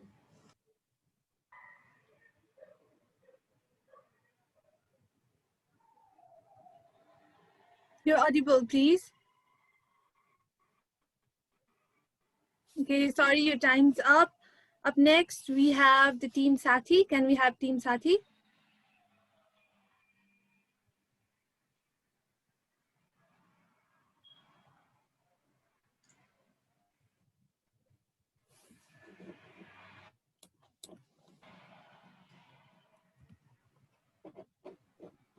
Hello? I think.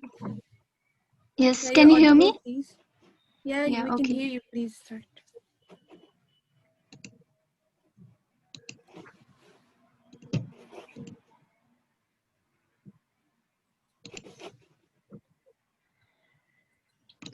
So is my screen shared? Yes. Okay. So hello everyone. Project Sathi has a resolute aim to redefine the present supply to a magnificent business idea. Now, with high initial investment and farmers not getting proper incentives and lack of proper market, higher transportation and storage costs, and no effective plans and policies have affected the survival and existence of this industry. So keeping in mind these problems, we have proposed a solution. Our farmers will not only get a financial aid but also the market of the market for their products through our dairy store. So for this, first of all, farmers will be convinced to sign up on the scheme and partner with us, and then the investor will invest 60% and farmers will invest 40% of total cost with no interest rate, but with a minimum 5-year agreement. Investors will also be liable for insurance of animals. Business owners will collect, store, transport, and sell milk products. And then the investor will deduct 40% of buying amount for the recovery of the investment and give 40% for farmers, while 20% will be allocated for various purposes such as veterinary purpose or can be used in case of emergencies. So this will lessen the risk factor for farmers and will also reduce the time and expense for the transportation of the products for the products in the urban center. So with the development of entire chain, huge manpower will be required, creating ample employment opportunities. So now the feasibility of our business model looks very promising. From the cost analysis, we have seen that our project seems very feasible, and and we also have had a few conversations with the farmers, and they seem to be very optimistic and excited about our idea, as they are not only benefited with the low initial investment, but also but also with the sense of security they have in this sector, as we have assured to them. And now talking about the scalability, we have we can invest, we can open the sister store in the next nearest urban center when product exceeds the demand. We can also extend, we can also create a network of our store by extending it all over the country and in the foreign countries. And this project can also be modeled or extended for meat industry or fruit farming, mushroom farming, or any other different types of agricultural sectors. So we are very optimistic that this project in one community can impact over 5,000 lives. So as we have channelized $1 million if you were to win the competition. So 60% would be spent on the investment, 20% in research, market study and advertisement, 10% in human resource, and 10% in storage and processing. Sorry, you've been muted. Question from Rajesh, please. Hello, Shailaja. Hello. Hello. Hello. Namaste, Baini. Namaste, Shailaja. namaste, ma'am. Okay. Have you any of your family members into such kind of business? No, ma'am. No. Oh, okay. Yeah. What gave you this inspiration of this idea? No, because like I think we have seen it in the news as well. Like after this pandemic, we have been seeing that as everyone is dealing with COVID, and we are only dealing with the virus. But for the dairy sectors, they are not only dealing with the virus, but also dealing with the declining demand, and they have also been not given the appropriate platform for marketing their products. And we can see the pain in farmers, because they're not getting what they deserve. So I think that is what inspired us. Okay. I wish you all the best. Can I add, Yes, ma'am? thank you. Hello? Yes. Yes, I am here from Palva, and we have been practicing this.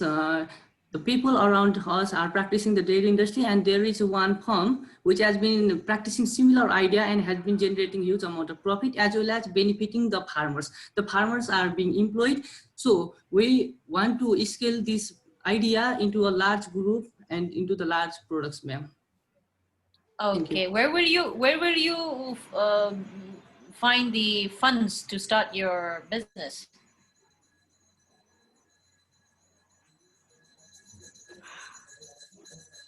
Mr. Yogesh? We're intending to collect the fund by winning this tournament, ma'am. Winning this competition. I see. Okay. All the best. Thank you. Okay, up next, we have the focal point, the team focal point.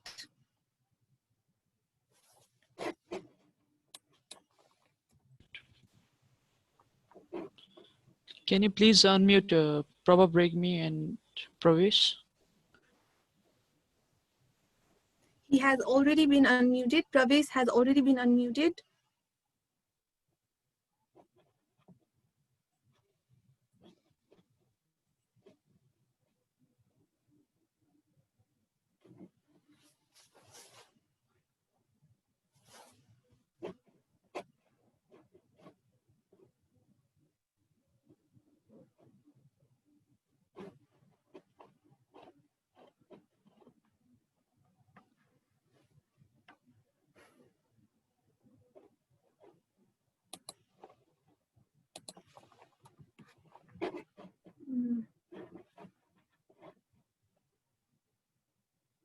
Pravesh, we can start, I guess.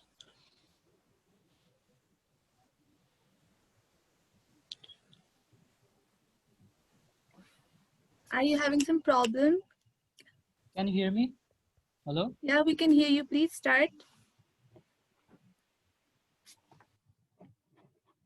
Province is mute.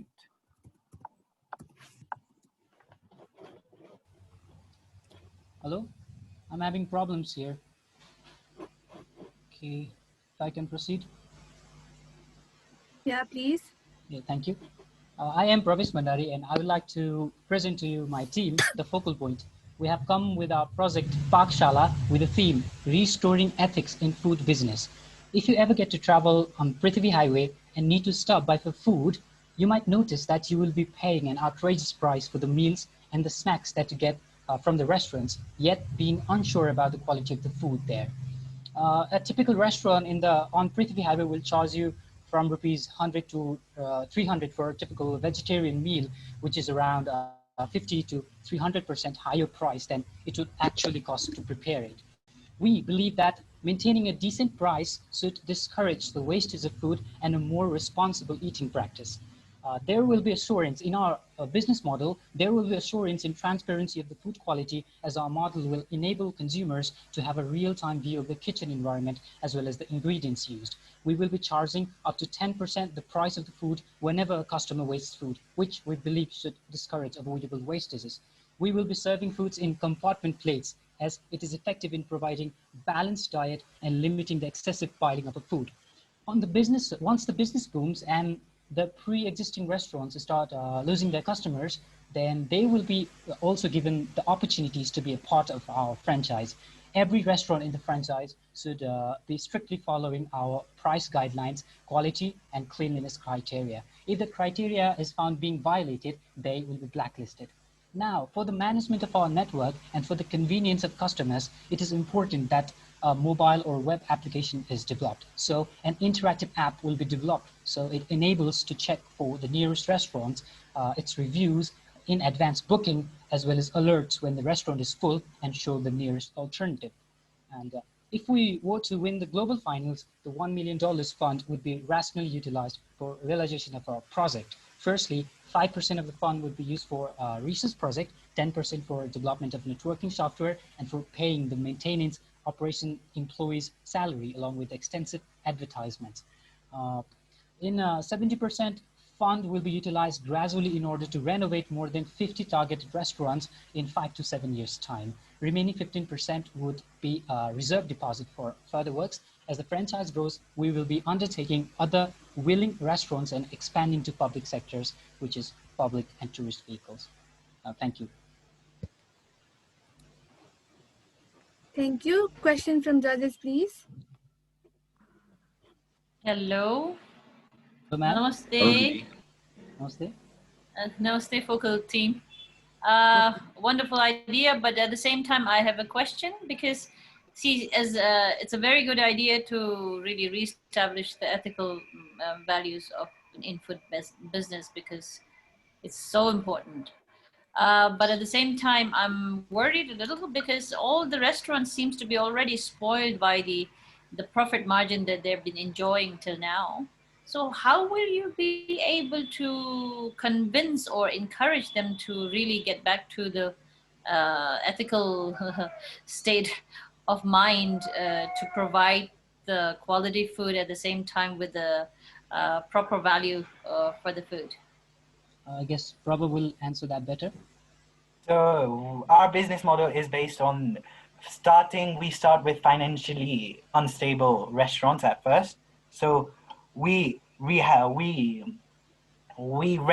them, we add quality to them, we add regulation to them, and we do business from those financially unstable businesses, and we go to other larger networks from that way. And So, we yeah, also had a conversation with one of our brothers in Patan. He has a restaurant over there which is called the Lalit Bhojanalaya. We go to there every time, and he charges us for vegetarian food about 60 to 70, and for non-veg about 90. And we asked him, how he made profit, and we also had some advice from him also. I see. Thank you. I wish you all the best. Thank you, ma'am. Thank you, the focal point. Up next, we have Incredible. Team Incredible. Hello everyone. Mr. Gaurav, you're audible. Can I share my screen? Yes.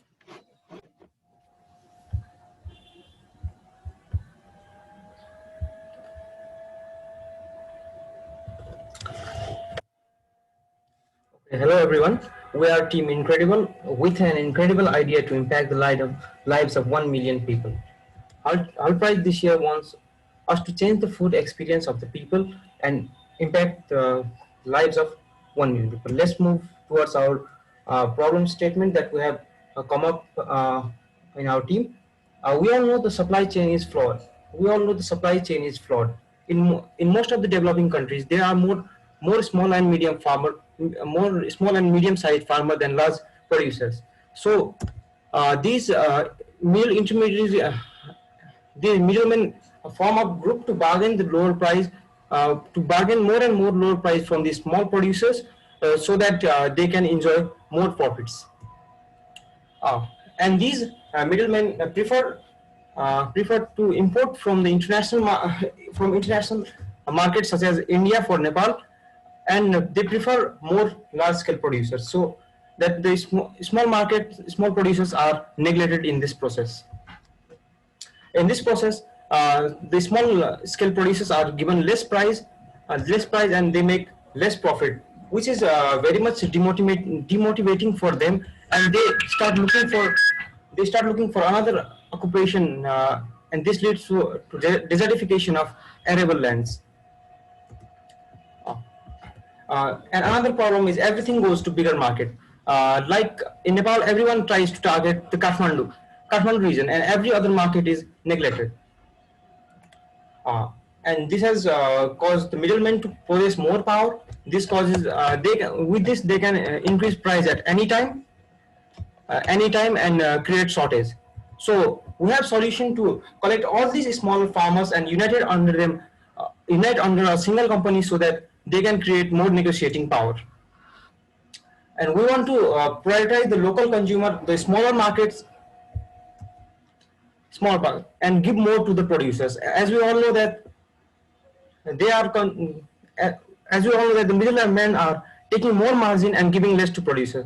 So we want to break this chain and give them more.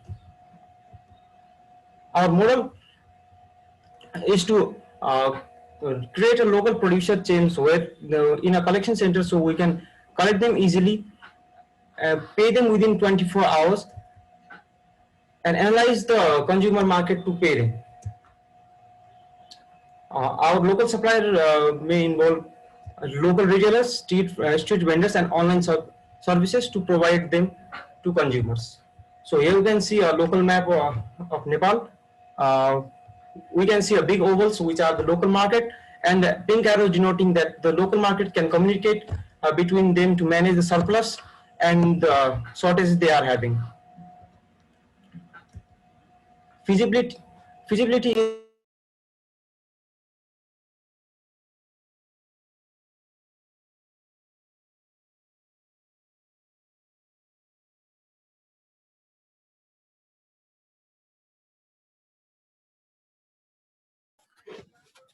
You've been muted. Question from judges, please.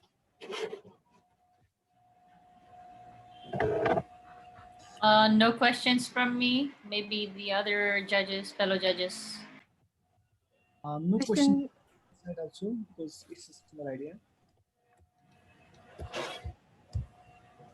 Sorry, sir. No question from my side also. Question from another judge. No. Alpha, sir. Okay. No. Thank you. Thank you, the team. Up next, we have Team Demeter. Can we have you? Hello, am I audible? Yes, you are. .com. Good evening, everyone. We are very excited to present to you all our idea for the Hall Prize 2020. We are Team Demeter. We have Mr. Sisir Panta, Mr. Prasant Bhatta, Mr. Nirdesh Bhattrai, and me, Mr. Nepal, in our team.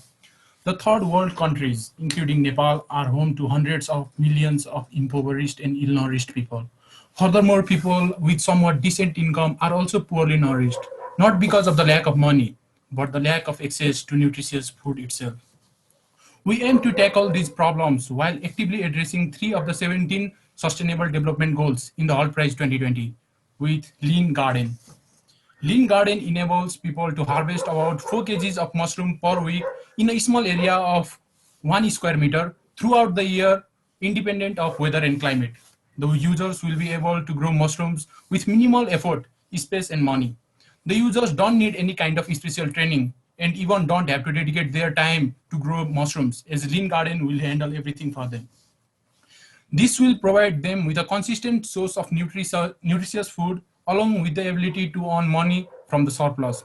Furthermore, the users don't need to worry about preparing the seeds or the mushroom beds, as these will be provided as per the user's needs. Our customized aggregate model will allow the exchange of food waste and used mushroom beds with the credits. Users can then buy prepared mushroom beds with these credits. The aggregate model will also help the people to easily earn money from their surplus product. On a small scale, Lean Garden will help people meet their nutrition requirements, and on a larger scale, it will make a community self-sustaining on nutrition. Lean Garden supports itself in the long run by selling prepared mushroom beds to the people. The customized aggregate model is economically beneficial to both the user and the company. Preliminary surveys have shown that in the worst case scenario, we'll have at least 100 active users. And in a more realistic scenario, we'll have 10,000 active users. Our future plans include a partnership with the local finance cooperatives to provide the lean module to the users on EMI. The users can also take the advantage of the aggregate model to pay the installments. Furthermore, we have plans on expanding the Lean Garden to support the growth of different kinds of plants besides mushrooms, including microgreens and the herbs. This will further add nutrition to the table and money to the pockets of our users. Thank you. If you have any questions, please feel free to ask. No questions. I wish you all the best. Thank you, ma'am. Any questions from Aditya, sir? No question at all. Question from Alpha, sir? A quick one for me. What are the skill sets on your team that allows you to carry out this idea?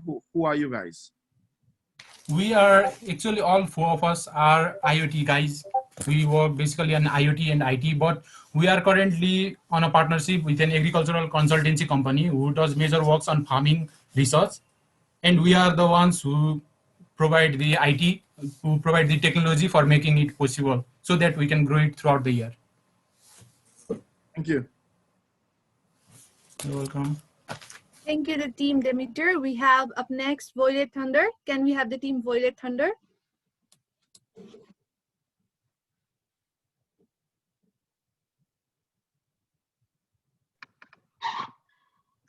Yes, can you hear me?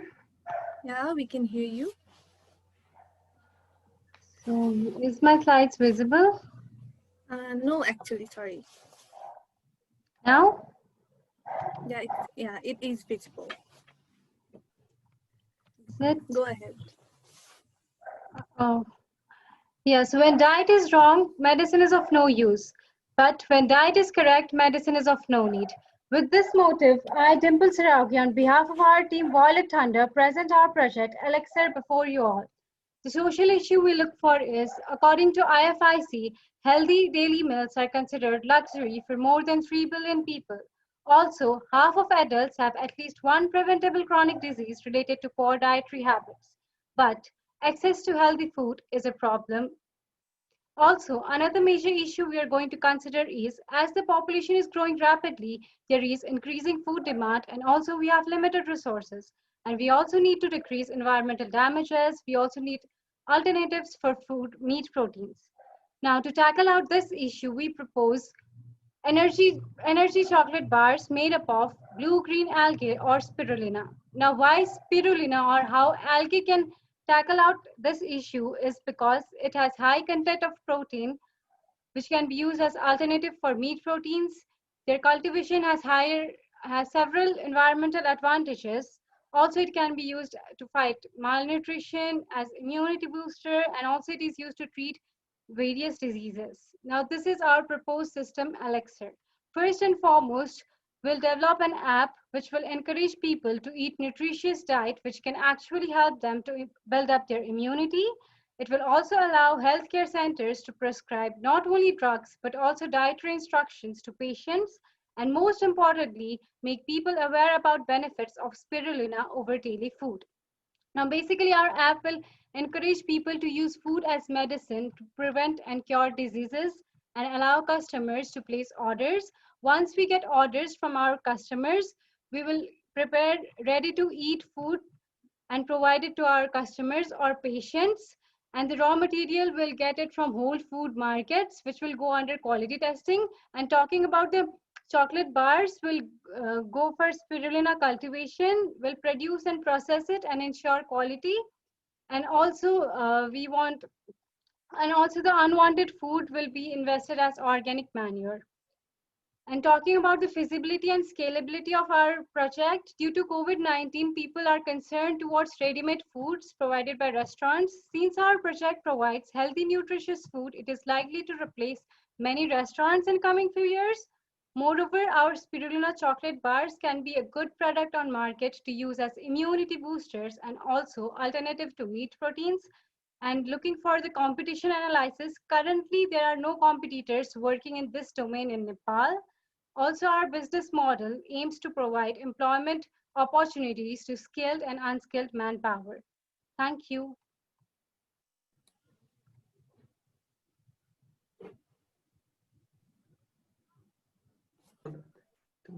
Hello, Violet Thunder team. Namaste, Ajay. Namaste, ma'am. Okay, a wonderful idea, but at the same time, I have a question. Do we in Nepal have any areas of Nepal that does cultivate spirulina? Remember, right now there are no areas that are cultivating spirulina, but spirulina, for cultivation of spirulina, it is very feasible. Like almost all areas are feasible for cultivation of spirulina in Nepal as well. Oh, okay. Any specific geographical structure or a climate that is very favorable for it? It's like above Can 20 I, degrees Celsius. Okay, yeah, sure. Yes, sure. can I answer that? Yes, please. So spirulina is very easy to cultivate. It can be done at home also. The thing Oh. it requires is sunlight and about low temperature about 20 degrees Celsius and alkaline water. The Hmm. reason it's not feasible done in Nepal till now is because Nepal doesn't have any alkaline lakes. Everything should be artificial, and it is easier to just import it rather than cultivate it ourselves. I see. But then if the So about consumption most of goes, rate goes higher, would it be possible to plan for such thing? To grow it in Nepal? the thing is spirulina is We actually plan to cooperate with farmers so that they can also get employed, so that they can cultivate spirulina in their farms as well. Okay. Thank you. Thank I you, wish you ma'am. all the best. Thank you, ma'am. Thank you. Thank you to the team Violet Thunder, and I would like to ask our judges. It's been a long time we've been judging our participants. Would you like to have a break of 5 to 6 minutes? Annie, ma'am? Would you like to have break for 5 to 6 minutes?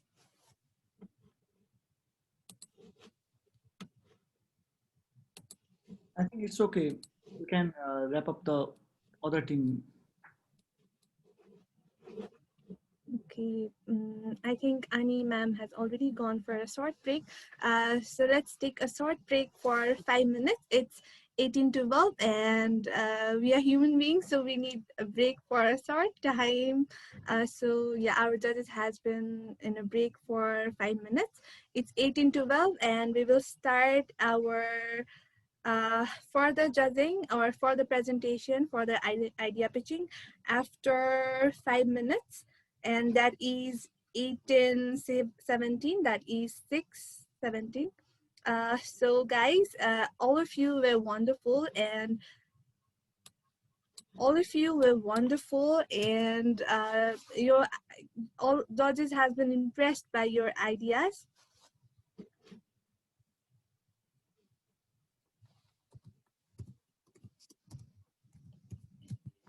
And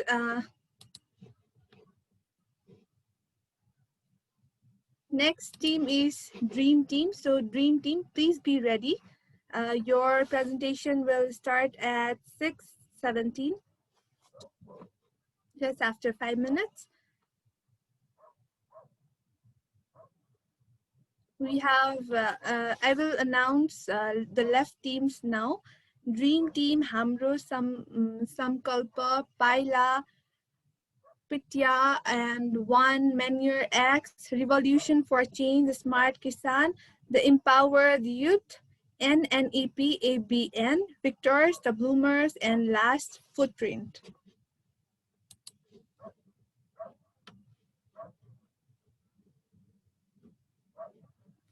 Yeah, it has been more than 6 hours, but it is really informative. And after your full announcement, we are so excited to hear other teams' presentation as well.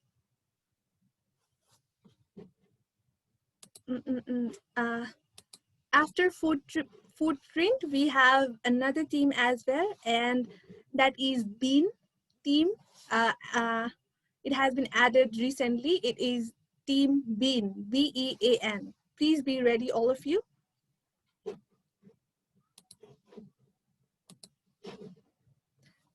Today was a very, very, very, very long day for me because we started our semifinals at 12 and we had speakers, guests, and 3 speakers or guests were from media personalities, and they were Miss Rosika, Mrs. Malvika Subba, and Miss Siri Pandey, and that was what a beautiful day it was for me personally, and that was just so beautiful. And still I'm able to hear a lot of ideas from our participants, and this is going really, really, really great. And our judges are making it interesting as well. Ani Choyang ma'am is making it so interesting. Aditya sir as well as Alpha sir is making it more interesting, and we look forward to hearing more from you guys. Yeah, and if you have any queries about whole price, please drop it in the chat box. And this is semi-finals. Feels like we just started whole price just a few days ago, and we've already been in semi-finals, and we've also came to end of semi-finals as well. And some people who are not able to give presentation will give presentation, and they will have a wild card entry, and it sounds so interesting. Yeah, and that will whole prize is like so like yeah, it is going beautiful, and I'm proud to be listening ideas from you guys. And suddenly I remember some like things to say. And you know what, our partners and sponsors are helping us so consistently. Our media partners are Himal Khabar Patrika, Kastamandap Television, eTech Sansar Events, NP Tech Pana, ICT by DWIT News, ICT Fame, Tech Patro, Tech Sathi, Rafta 24, EduSanchal, and our radio partner is Radio Kranti, blogging partner Yeklo. Our community partners are Hall Prize at BJTU, Bagmati UNESCO Club, and PCERT Generation Impact. Our exclusive idea partner is Thought for Food. Our food partner is Nolo Restaurant. Our hosting partner is Miro Hosting. Our innovation partner is Center for Cybersecurity Research and Innovation. Our mobile security partner is M Security Antivirus. Our shopping partner is Dafe Wholesome Store. Our technical partners are One Cover and NREN. Sustainability partner is Bala from West to Wealth. So guys, we still have few teams left for our idea pitching, our presentation, and good luck. Our judges will soon return from their short break. So team Dream, so are you ready? If you're ready, please comment it in the chat box.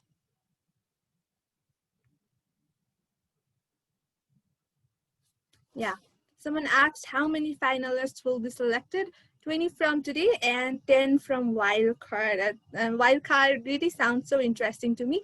And I can see Aditya sir already here, and we're waiting for Annie ma'am and Alpha sir, and they will be soon here as well.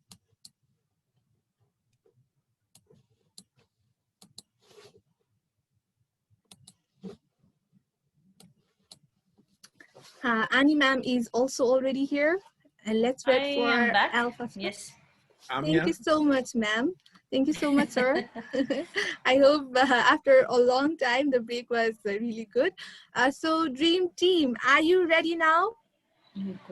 Yes, we are ready. Let me present it. I'll share my slides. Is it visible? Yeah, it is visible. You may start now. Wait, let me. Yes. Good evening, everyone. It's me, Anmol Thapa, representing Dream Team, and we have came up with a project named Ahar. Nepal is an agricultural country, and 65% of people are dependent on agriculture. But still, the production of our nation has not met the national demand. So we are forced to import the food items from our neighboring countries. The food products from hilly and Himalayan region has not got proper market, due to which farmers over those regions are compelled to sell the food items at very lower price. The food items that consumer get through a long chain of traders, wholesalers, retailers certainly increases the food prices. So what we are looking to do is we are looking to minimize the links between the farmers and consumers and act as a bridge between them. We'll be working on it and help farmers get a good price for their products, and the customers will also be able to get the food items at a cheaper price. But providing the food items at cheaper price won't mean that we'll compromise on the food quality that we serve. So what we will be doing in our business is we'll be establishing a link with the farmers, and we will buy their food items. We'll store it at our storage and warehouses. Then we will put it online and put it for sale. Our customers can then place their orders, and we will deliver it to them. One of our good service of our project is that we will be looking to deliver the food items at their doorsteps. We'll be looking to generate the revenues through the fruits, vegetables, and grain sales. Likewise, monthly subscription will also contribute to the revenues. Customers under our monthly subscription will not be further charged for our delivery services. Our main aim is to provide cheap and quality food items to our consumers. We'll be looking to raise the living standard of our farmers, likewise giving exposure to our local products in the Nepalese market. We'll also be looking to remodel the production pattern. What farmers can be benefited from our site is they can check out the current production and demand scenario, due to which they can learn about the current demand and produce the food item accordingly.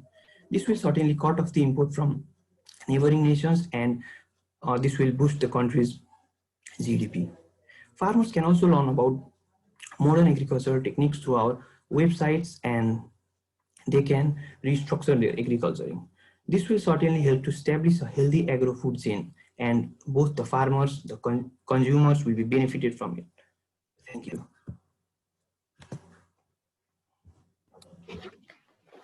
Dream Team, questions from our judges, please. Namaste, Dream Team. Namaste, ma'am. Namaste. I'm sure you've been witnessing many of the other groups and teams who were sharing similar ideas or plans. Yeah. Have you come across all of their presentation? Yes, it's quite good to hear that we have the same vision to. Yes. We have the same vision to help the Nepalese Right, and farmers. especially yes, especially the youth, the future of Yes. this nation. It's so wonderful to see so many of you are into sharing the same kind of a vision for the So our farmers vision to should not be really limited on these respect presentations only. their I'll be happy if some of us will just put a go in future and do something for the farmers. So that will be really wonderful. fruitful for That's them. what I was gonna ask. What if you all come together and Yes, we work can come together collectively, and build a team as well. Yes, and that would be as a great thing. exactly, and as there is saying, one can move a rock, 100 can move a mountain. So I Yes, would be ma'am. Yes. very happy to see the future, all of you coming together and working collectively to. Yes, ma'am. We have the same vision. We can do it, ma'am. Absolutely. I wish you all the best. Thank Thank you. you, ma'am. Thank you. Question from Aditya, sir. As we have seen, most of the ideas are similar to that you have presented right now. So I wish you all the best. And if possible, you all have to collaborate together and you can move forward with the common vision. And if you all collaborate together, then there will be no competition. You all will be unique together and you can work together and you can invest in a proper manner and it will be better for you all. So thank you so much. All the best. Okay, thank you Okay, so so much. thank you for that. Thank you so much, Dream Team. Up next, we have Hamro Samkalpa. Can we have you here?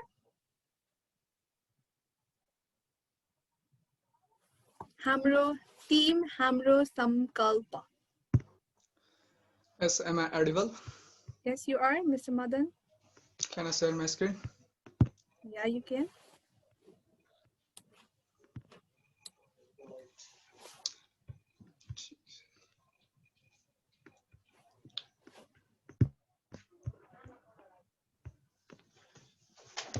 Are you seeing my screen?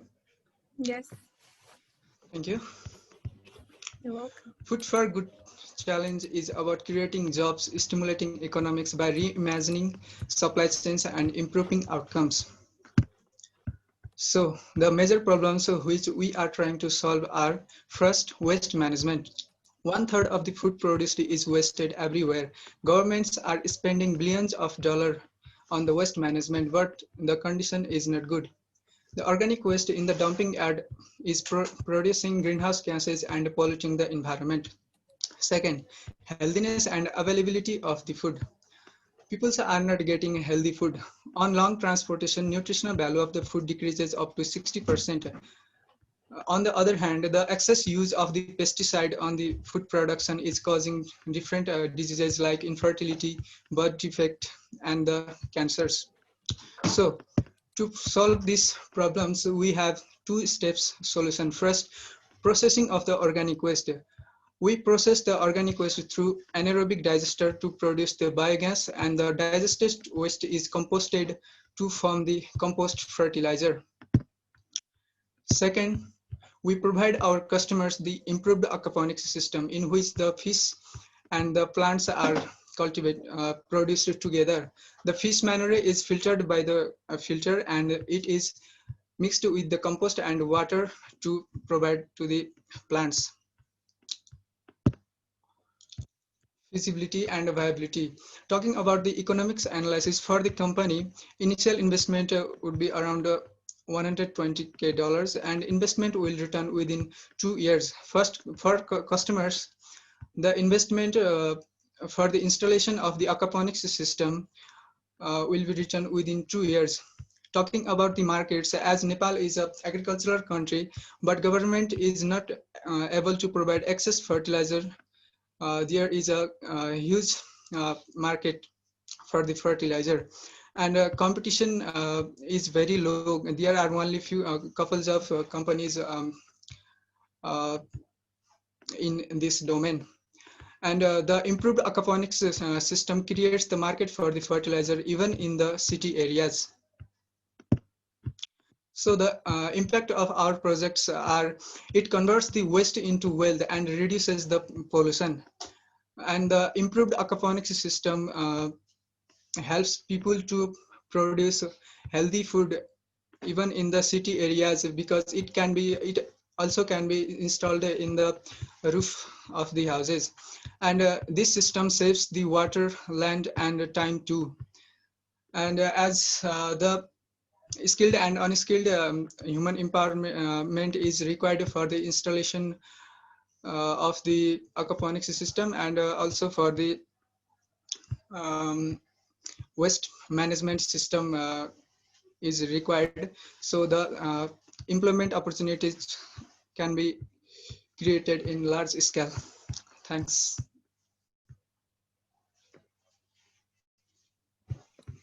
Thank you, Hamro Samkalpa. Question from our judges. Hello, Sankalpa. Oh, wonderful. Okay, sure, ma'am. You please continue. Yes. Aditi ji, please go ahead. It seems like I've been No. I'm actually interrupting your. Please go ahead, Aditi ji. Hello, Sankalpa. It's a really nice presentation of yours. So, is it same like? Have you heard the name Arrowroots? What's up? Arrowroots. Have you heard the name that the idea you are working on right now is similar to Arrowroots? So, is it similar to that one, or is it different from that one? We don't have heard about that, sir. So, is it soil-less farming? Yes, sir. So, how will you generate the technology in Nepal? Do you have technical expertise you have in your team? So for the recycling of the waste, the anaerobic digestion digester requires to be installed. For that, many companies are there working on that. And for the composting of the waste, it is very simple and quite popular system is vermiculture, and it is quite easy. And for the and about talking about the aquaponics, there are many companies which are producing the. It needs only the PVC pipes and the fish culturing tank. So there are many companies which are producing these tanks, and the machines required to produce these tanks and the PVC, those can be sold, and we can produce that ourselves. Okay, thank you.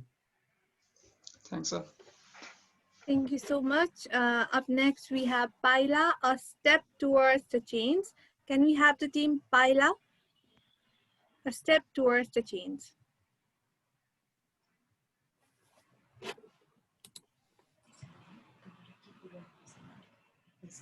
Yes, we are here. I'd like you to request to unmute all my team members.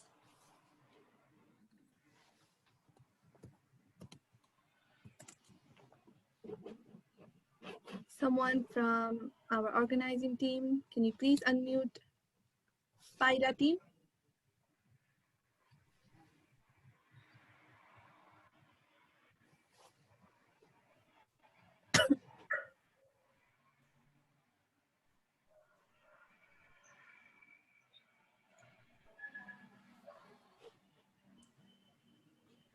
All of you Paila team, please raise your hand and it will be easy for us to unmute you.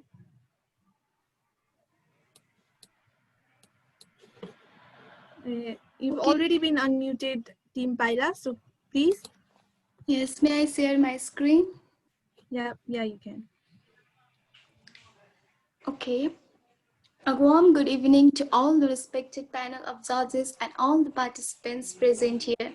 We, a team Paila, a step towards the change, is here to present our idea.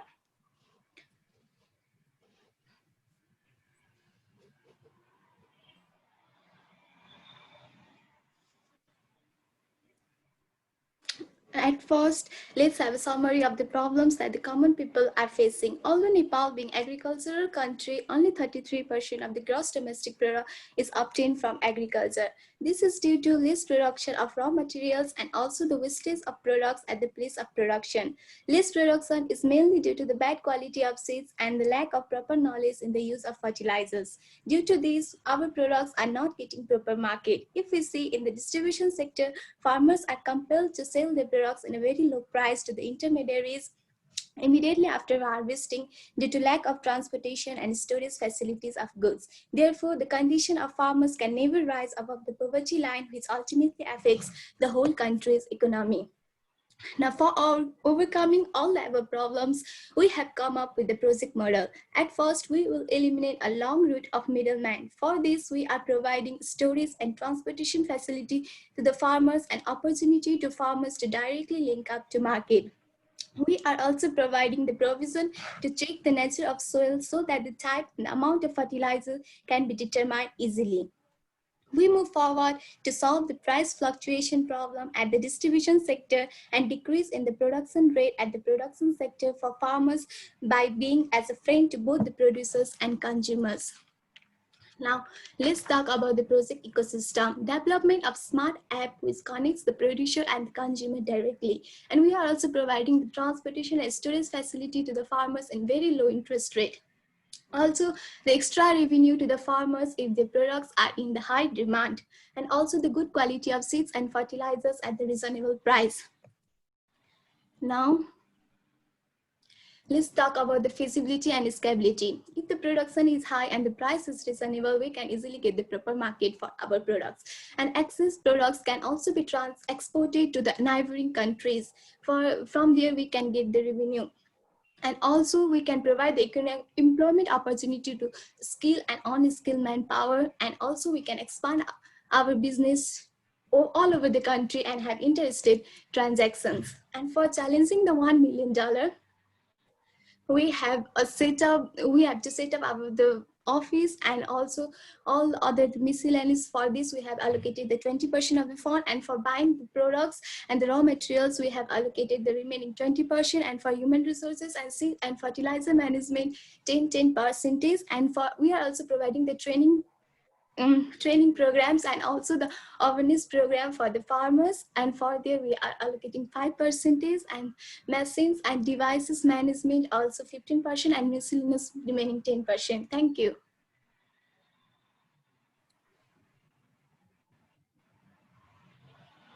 Thank you. No questions from me. Question from Alpha, sir. Yeah, for me, it's okay as well. Thank you. Question from Aditya, sir. Question from my side also. Okay, thank you. Up next, we have the team Pitaya Krisi. Team Pitaya Krisi, and they're already here. So, OC, can you unmute them?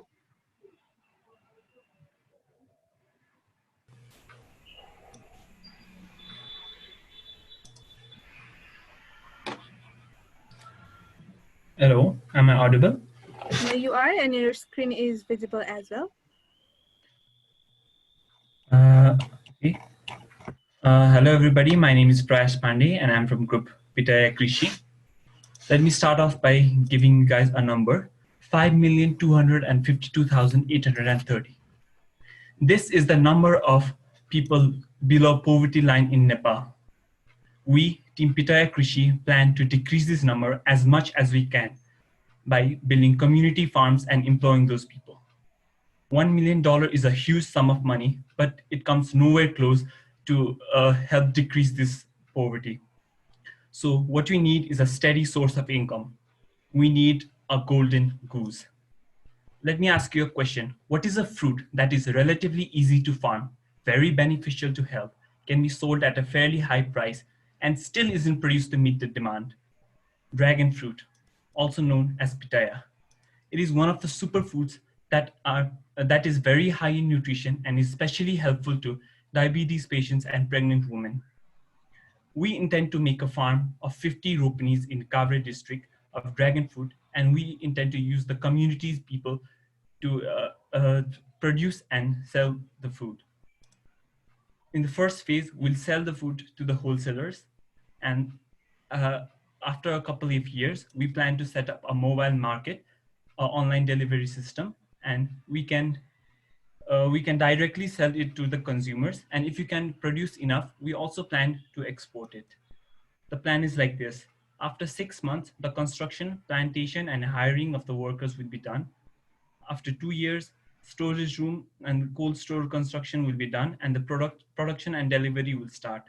After 3 years, the retail delivery, home delivery system will start. We can also make juice out of it, which will start after 3 years, which is also very, very beneficial to health. A second storage room will also be constructed in Kathmandu, which will be the center for our retail delivery. And after 5 years, our big phase begins. We'll start to build more and more community-based farms and empower more and more people. Our expenses are as follows. On the left side, you can see the one-time expense for the first project. And on the right side, you can see the regular yearly expense. Now let's put this into perspective. We can make a balance sheet. The total production we can do in 50 Ropani land is 31 to 35 metric tons per year. The current market price is 800,000. We can decrease it to 600. And our yearly expense will be around 90 lakhs. But we can make a big income of 1.08 crores. We can make a profit, which is equivalent to 91,000 US dollars. This can justify our claims that this is indeed a golden goose. This is the stepping stone for us to create more and more community farms and empower more people to decrease the poverty in Nepal. Thank you.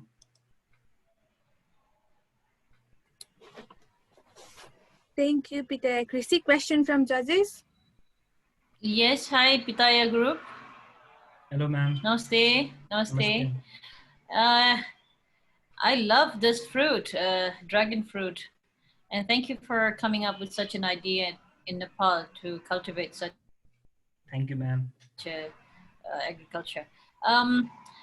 Well, everything sounds wonderful, but at the same time, I'm sure since we live in Nepal and we have come across many of the unseen challenges or unexpected challenges that we occasionally face, what are the challenges or obstacles that can you think of that you might face in between in fulfilling your vision?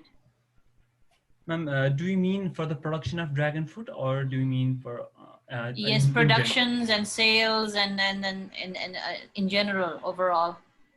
I think the convincing the wholesale farmers to buy from wholesale sailors to buy from us might be challenging. That is why we try to decrease the price. The market value is 800 to 1,000 and we want to sell it at 600. Other than that, I don't see much problem. I have myself cultivated dragon fruit at my home. There are 2 plants and it is pretty easy to farm and there are almost no problems with it. I see. So the 600 is for actually for people like us to buy it in the market, or is it the wholesale price to the wholesalers? Ma'am, it's the wholesale price. For the retail, we can increase it slightly and about 650, we can sell it to retail. Oh, okay. Thank you. I wish you all the Thank best. you, ma'am. Hopefully we can get to eat soon, huh? Of course, ma'am. I'll send you a gift. Thank you. Thank you. Thank you so much. Up next, we have the team Manure X. Can we have you?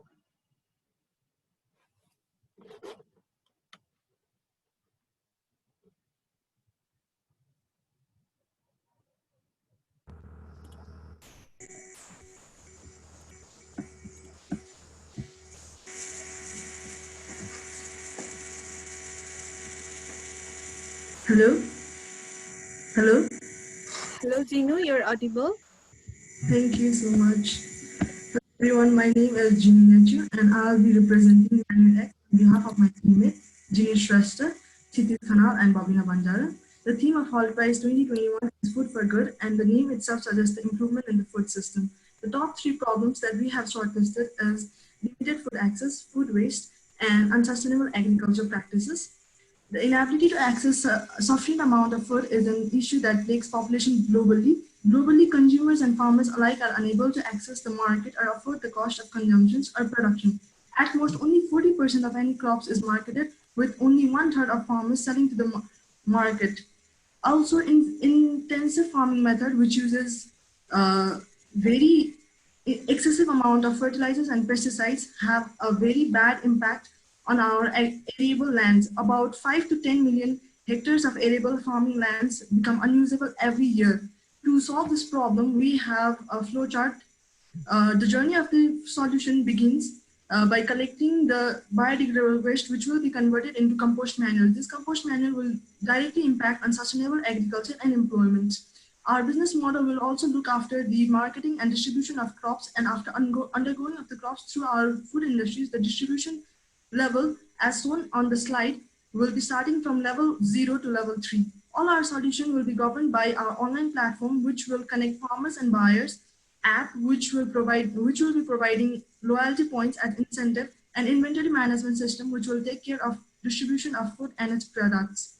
The idea that we have thought of is feasible in a sense that it can be started up in a low economic margin, starting from manual production of compost manure to the use of composting manures, which will cost us around $5,000 to $6,000, and it can intake of about 1,000 kgs of about 1,000 kgs of biodegradable waste and produce of about 700 to 800 kgs of compost manures.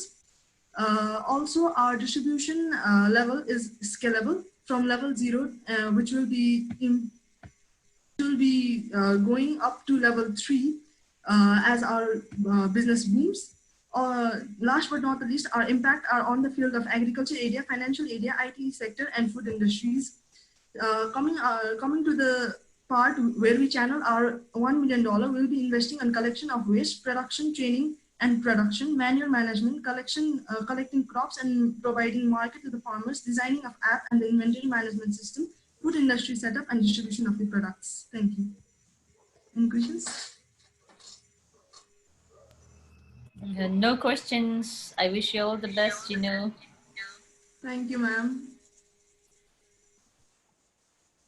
Hello, it was a nice presentation. One question from my side is, what will be the average cost of operation per month or per year? Is there any estimated cost? We have not done that much of a research by now, but we know that it can be done from a low economic range, and later when we will have a profit and when our economic will boom, we can surely level up into a large scale. Thank you. Thank you. Okay, thank you so much, team. And further session handlings will be done by Ms. Tunisa Gebali, and I would like to pass things off to Tunisa. Thank you, Suprema. So coming up next, we have Revolution for Change. Do we have the representative here?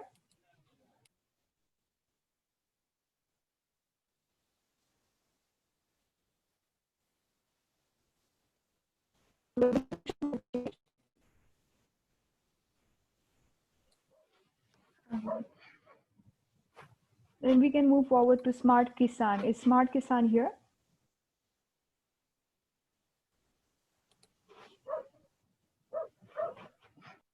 Hello. Hello, yes, we can hear you. Which team are you from? Please unmute Asutosh too. Okay, is it Asutosh? Hello. Okay. Am I audible? Hello? Yes. Thank you. Good evening, everyone. I am Asutosh Lekak from the team Smart Kisan. So I would like to directly dive into our project. So first, let's talk about the current scenario of our country. Every year, or even every month, Nepal spends billions and billions of rupees to import fruits, vegetables, and agricultural products.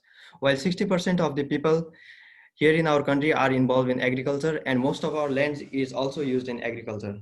For instance, in the first 3 months of the current fiscal year, Nepal imported fruits of worth 7.5 billion rupees. So what's the problem? The problem lies within the policies and the ways of farming. Farmers have not got proper seeds, fertilizers, so they don't have proper outcome compared to their hard labor, which demotivates them to continue farming any further, which keeps a huge portion of land barren. Also, the very little amount of food produced don't get proper market, storage facilities, and transportation. And in this way, the whole food market has been dominated with big food corporations having enough resources and storage facilities, but not healthy food. So our proposed solution is like this. We propose to build a digital platform that producers can use to directly communicate with their market. Building and expanding connections and forming networks, we can create our own community that promotes direct local trading between a producer and their outlets without complicated middlemen that often exploits both sides. Also, the app and website will have option to check the availability of the cold stores and the suppliers around them in real time. But all these things work if and only if there is proper production of food. So before doing this thing, we will work with various researchers and agriculture students to improve the quality of seeds and the plants that the farmers are using. So to continue further, I would like to ask Anis. Thank you. Okay, let's talk about project ecosystem. Like Asutosh said, our project includes an app and website where the local producers like farmers can easily register their products and put a mark price on their agricultural products. It will also have the benefit of mark. In real time, the mark price and value of the products will be updated in the apps itself, so that the farmers can know estimate how much they can sell. We also like to partnership with governmental and non-governmental IT sectors to transfer the technological benefits of mobile networking and internet access to all the rural parts of Nepal. And we'd also like to partnership with banks, investors down the line, so that they can provide monetary loans at low interest for the farmers. Our business model, let's talk about business model. In our business model, every farmer and local producers and retailers will be a part for consumer base. We shall provide consumers with extra benefit like crediting, discounts, and other forms of digital and monetary rewards. Because we'd also like with some retailers that can help us reach our program to the rural parts of Nepal through awareness campaigns and advertisements. Our revenue shall be generated from the fraction.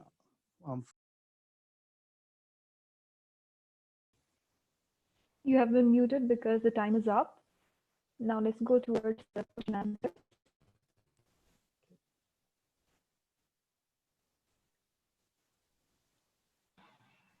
No Judges, questions. No questions okay. from me. Alpha, sir? Yeah, just quickly, you want to share with me, I know your time you ran out of time, but share with us quickly, how do you plan to scale this idea up? I think it's a quite scalable project because most of, about 2/3 of the population is involved in agriculture. We'll start out as a local marketing tool, and our vision is to expand our products to make the lives of farmers and local producers easier and secure. Through the app, the producers as well as the companies that are looking for raw materials, edible raw materials, we can connect to them too. So that's it.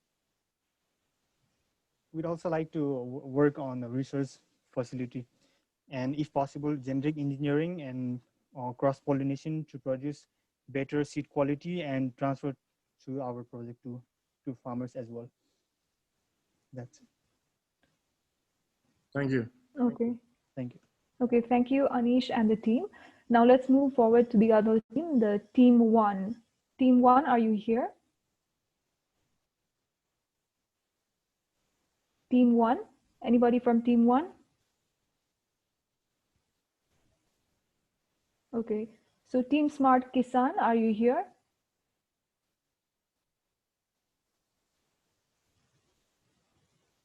Smart Kisan.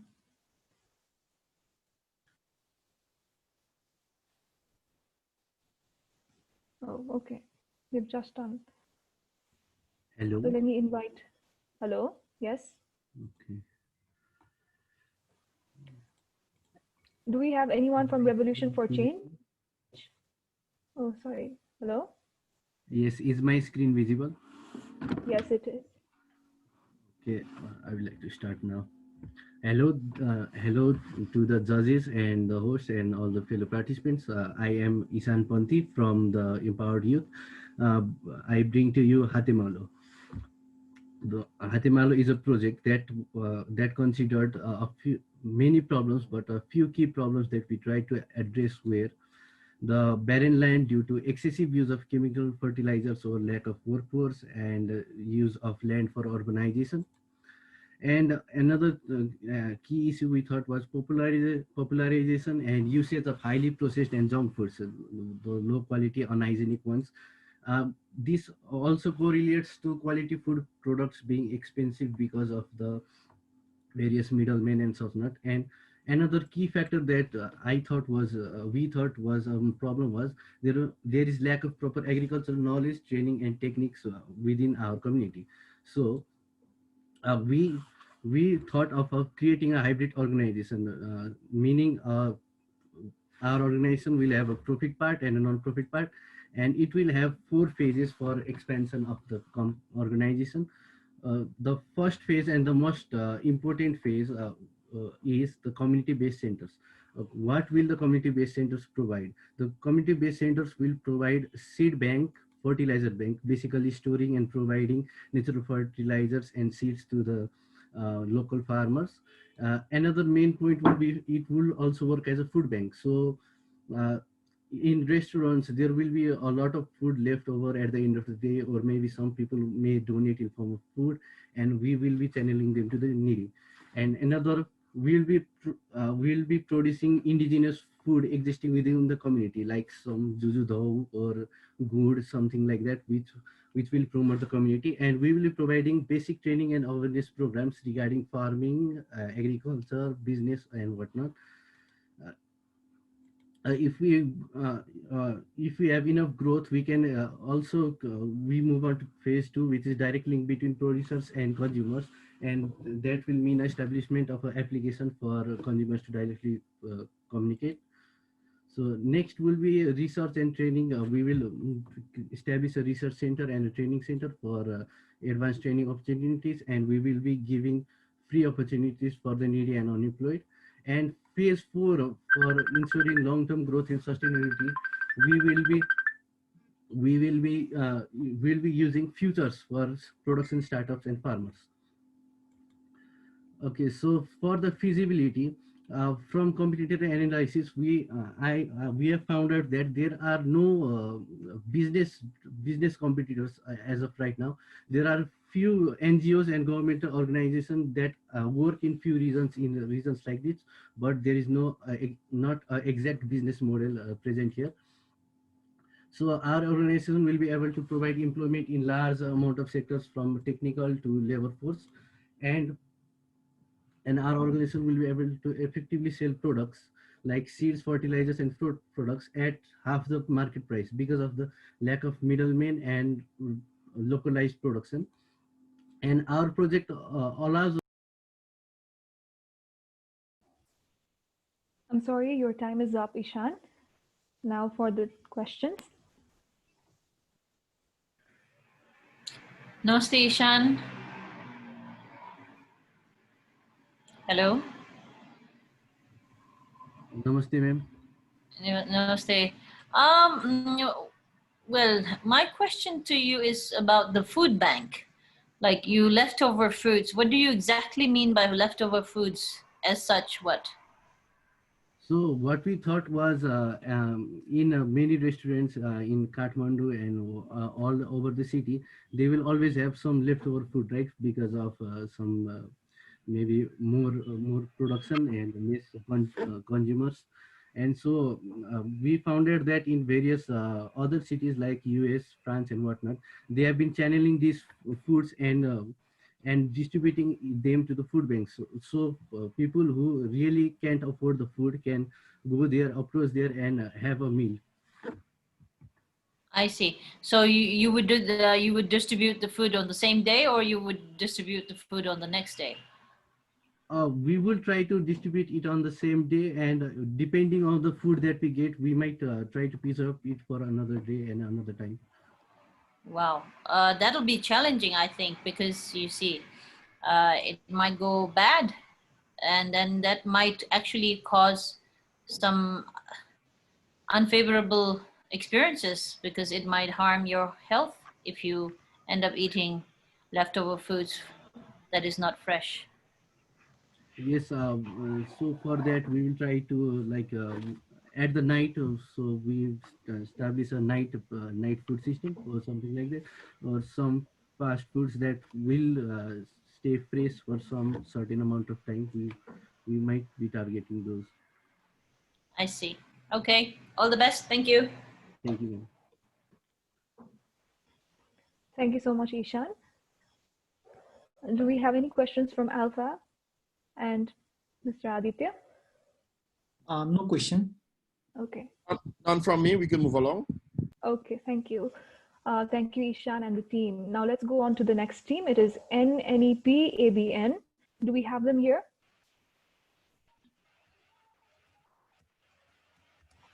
Do we have? Yes, we have. Okay, so I've unmuted you.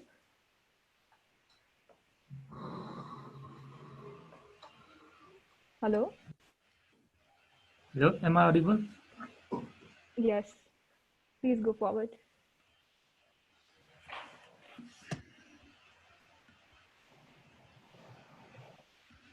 Is my screen visible? Yes, it is.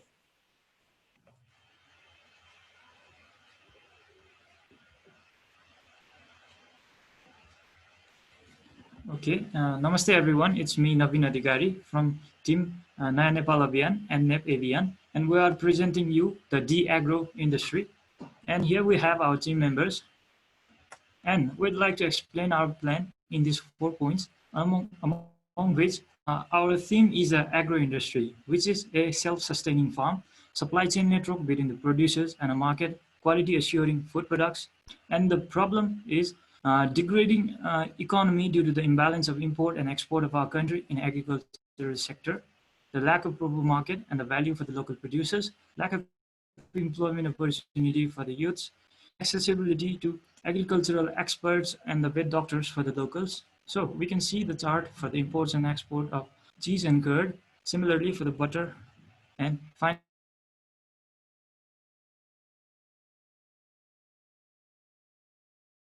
for the whey. So from this chart, we can see that the average per year, and for the milk products, it's about 8.61 billion per year. So now for the solution, we are a hub for the production and distribution of milk and farms, checking the quality of milk and then distributing, employment opportunities through our dairy farms and network, assurance of proper market which encourages people to join the network.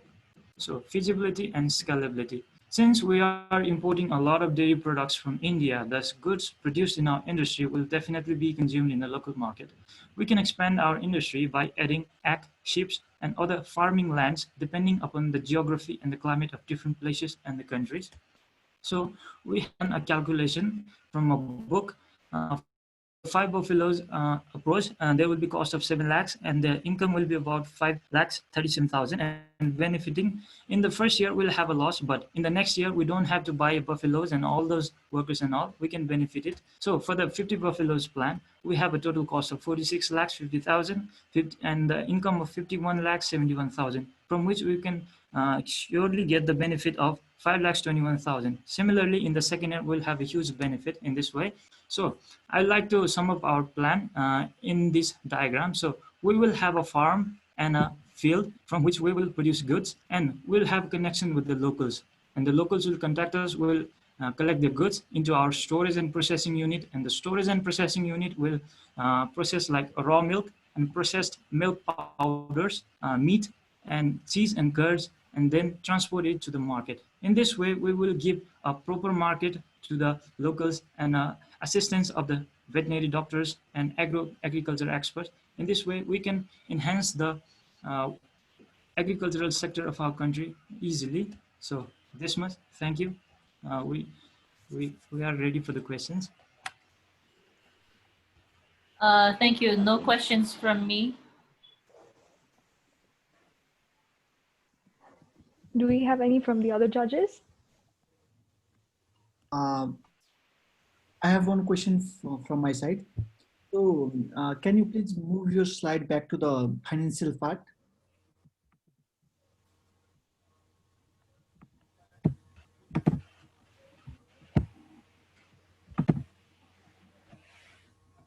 Hello, can you? Can I you have move? some issues with the net.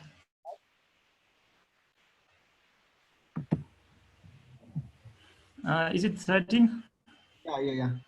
Expenses. Okay. So, To the choices, much more. organizing teams and all the participants. My name is Ampada Takal and I. Okay, please explain. So my question to you is, what will the cost of operation per month? That you have given the cost of the fire, just like you have given the cost. So what will be the cost of operation per month, and how will you sustain in coming long days?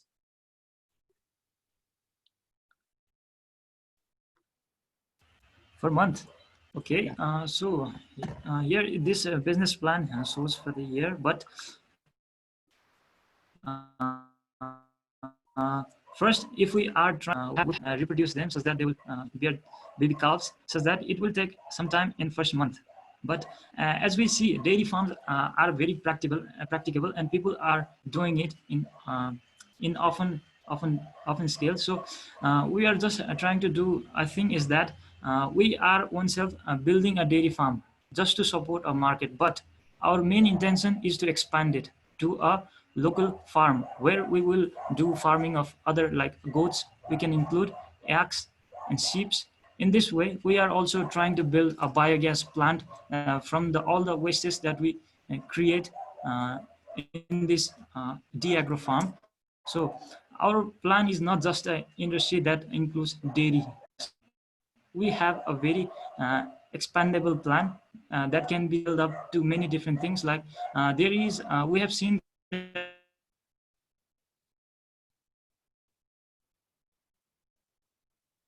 the trend for a donkey milk. The donkey milk is supposed can be made here. And it's about some patients for 1 year. And after 1 year, we have a huge benefit. We can see clearly that we have 5 buffaloes abroad, which will. Okay, the time is up apparently. Thank you. Thank you. Thank you, Nabin and the team. Now let's move forward to the next team. We have Team Victors. So Victors, do we have you here? Team Victors? Yes. Yes, we are here. Okay, please go I would forward. like to share my screen. Yes, you can.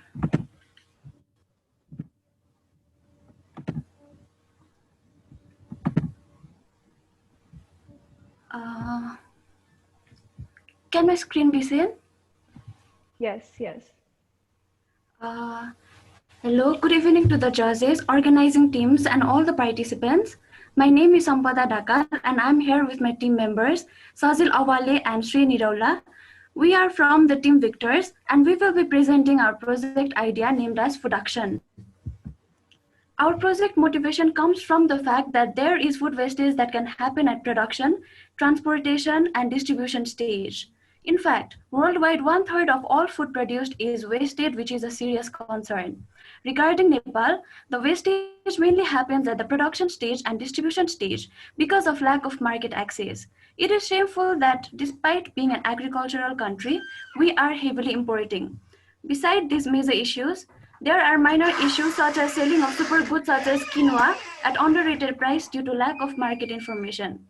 Hence, all these problems can be addressed when farmers have access to the technology where they can get the market information and when they are able to backtrack the demands. In this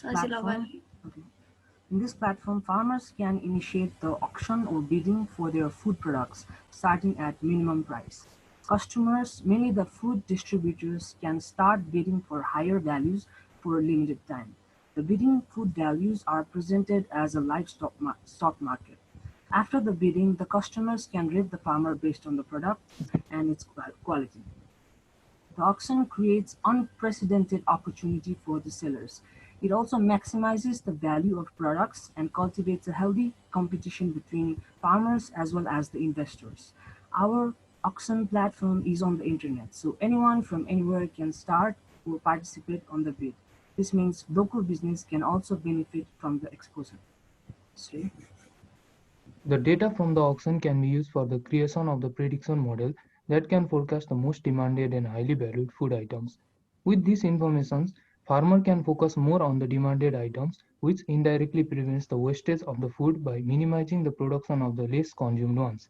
In simple sense, farmer can now have the direct understanding of what crops to grow and basically backtracking from the food demands.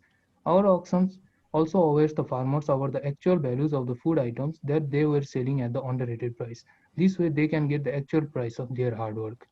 This implementation will not just benefit the farmers, but also the other sectors like IT, e-commerce, and many others. With the 1 millions, we are planning to channel the with mostly in the investment towards the platform implementation, further study, sales, marketing, petty cash, agriculture funds, and other infrastructures. Thank you. Thank you, Team Victors, for your pitching. Now let's go on to the question answers. Hello, Victor team. Namaste, Adur. Namaste. Namaste, ma'am. Okay, there's something new that I get to hear from you is about having to be bidded by the consumers. What exact kind of food that you're talking about on this matter? We are talking about most of the agricultural products as well as poultry, fishing, and yeah, those products in bulk. Oh, okay. I thought that you maybe might be talking about some kind of a herbs, the rare herbs or superfoods or something like that. So Yeah. thank you. I wish you all the best. Do we have any more questions from our judges? No question from my side. No. Okay. Thank you so much. Team Victors, now up to the next one. Team Bloomers. Team Bloomers, are you there? Team Bloomers?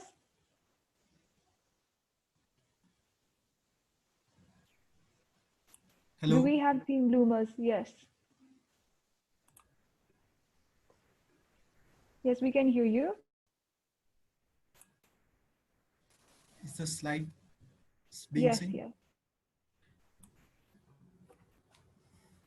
So hello, we are the team The Bloomers. We have the project name Kausi. So the theme is food for good. So in the context of Nepal, we do have many problems in agriculture sector like lack of efficient supply of organic plant products, over dependence on market products. As a result, we become the victim of price hike and shortage, limited space for farming, especially in city areas. And the term rooftop farming has been prevalent, and the government has also been encouraging for the rooftop farming, but it lacked proper management and sales. So there must be a need, so there must be a hub for the proper management and sales. So we provide the solution of creating an online platform, either it be app or website, where buyer and seller can meet. There will be availability of manpower whenever needed for the service like product delivery, roof farm setup, etc. We will be collecting the unused recyclable items, recycle and advertise for their sales, thus applying the 3Rs concept. In the platform, the Koshi farmers can share the experience through blog post. There will be availability of agricultural products, seeds, tools in collaboration with different stakeholders. So in the context of feasibility, there will be direct connection of buyer and seller. That is no mediator or middleman. Will be giving right for the Koshi farmer to decide their own price for the products. Thus, there will be healthy competition between the farmers. This will reduce in the greenhouse effect and the heat island. This will encourage people to grow their own food and be self-dependent. There will be manpower availability for delivery of goods and setting up the Koshi farms. And the last, this will add beauty and freshness to the house, thus contributing for a green planet. So of course, there are many competitors in this market. Here are the list. So what we found common among them are they just shadow the Koshi farmers. So we bring the plan of bringing the Koshi farmers in the front line. So these companies have a store, they get product from Koshi farmers, decide their own price and deliver the product. But in our context, we give the right to Koshi farmers to decide their own price, and the buyer can contact the sellers, go to them and face the product, or they can get via our online delivery service. There will be interaction among Koshi farmers, and one Koshi farmer can hire another Koshi farmers for initial structure settlement or counseling. So if we are able to get the $1 million, we will naturally scale up our service by expanding the reach and hiring more staffs. We'll organize the awareness program, conduct the training sessions, distribute the seats and basic requirements to the unreached rural places, and furthermore building the COSI offices at different parts of the country. So thank you, and you can be a farmer too. Happy farming. Thank you. Thank you, Team Blue Mars. Now for the question answers. Namaste, Team Bloomer. Hello. Namaste, Azhar. Namaste, ma'am. Wonderful idea and very encouraging and inspiring. Thank you very much. And I wish you all the best. Thank you, ma'am.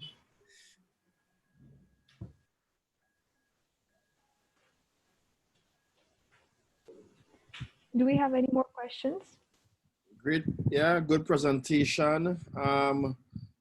Who is your target audience? I'm not sure if I missed it. Yeah. So our target audience is those household wives who have backend time, and they can grow. They can be engaged in farming as their passion, and also can earn from the goods they produce. Like it can be either indoor plants or vegetables or pickles, anything. So basically, we are focusing on the urban areas where there are lack of farming areas. So that. And would they have access to land very easily? So basically, in the urban side, there are many houses, so there is lack of farming. You know, and many people, farmers are shifting from farming occupation to another. So we are encouraging to do farming in home. That is possible. Okay, and earn some revenue from it. Thank you. Thank you very much. Mr. Aditya, do you have any question? No question from my side. Thank you. Okay, thank you. Thank you, Team Bloomers. Now let's go on to the next. We have Team Footprint. So from Team Footprint, do we have anyone? Hello, am I audible? Hello? Yes, you are audible.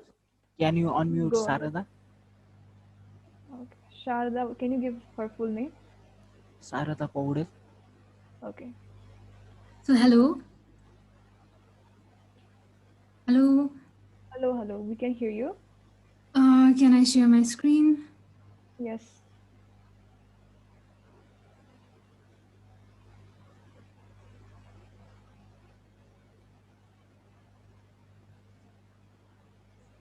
Is it viewing? Yes, we can see your screen. Okay. Hello and namaste everyone from Team Footprint. Welcome to the project Ample Chunks. We have passed our whole day today. How many calories do you think you have consumed in a day? Most of us don't know about it. So let's talk about the problem that we are trying to solve. As shown in the slide, people are either over-consuming or under-consuming calories. They are not conscious about calories and their diet. So the solution we present you here is ample chunks. Ample chunks come with the basic idea of eating the amount that our body actually requires, that needs to be based on nutrients, energy, by providing you the platform where you can buy based on calories rather than the kgs of mass. At Initial, we plan to supply vegetables and fruits to customers receiving from farmers nearby based on calories. And after collecting enough consumer data like BMI, age, gender, which varies according to the customer, we will slowly scale our business to supply all the grocery items and cooked food on the basis of calories in personalized way. Farmers will also be encouraged to grow based on polyculture method of agriculture, as the demand will be having many different categories. Motivating sustainable farming concept like permaculture. It makes us different from others because we will be delivering one time a day with the basic food that their body actually requires. It will help move the system with very less fluctuations. The main task, ample chunks, takes place in testing and packaging house, where the demand actually made the supply primarily based on calories. Talking about market study, the total consumer that we aim to target is 5 million And considering that every one of them are a lot of them are living below their means, we take the potential customer as 2.3 million people, which makes the SAM of 11, which makes the SAM of as shown in slide. So talking about the feasibility of the project, this data is very important because in our myths we think that healthy consumption is very expensive. So the data shows that it is not much expensive, and the way people are spending food creates the opportunity for ample chunks. From our researches by primary and secondary methods, we see the huge segment of target customer, which are the health conscious people and sick people. They are longing for our project ample chunks, that is healthy diets in proper proportion. Our primary target will be health conscious people and sick people, but will also be focusing on the healthy consumption styles of families. Also, the suppliers who are farmers, so their willingness, as they will be getting a constant flow of demand of their product. So while channeling the 1 million rupees at the initial phases, it will require the money for good marketing, because a lot of people are not conscious. As in this virtual meet, we most of the people don't know how much calorie we consume each day. So a huge amount of money will be allocated for marketing and also for research and development, for the technological interventions, and in the midterm for the execution of the R&D conclusions, and way forward we are planning to commercialize the plan. Thank you.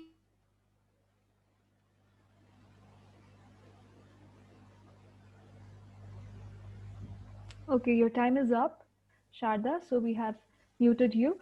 Now, please be ready for the question answers. Hello, Footprint team. Namaste, Ajay. Hello, ma'am. Thank you so much. It's a very attractive and exciting new idea that you shared. And I really wish you all the best, and I look forward for that kind of food to be supplied soon.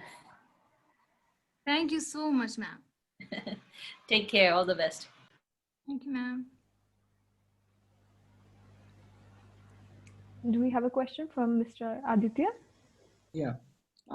Hello. That's a very nice presentation. So my question to you is, what age group you are targeting for the first time?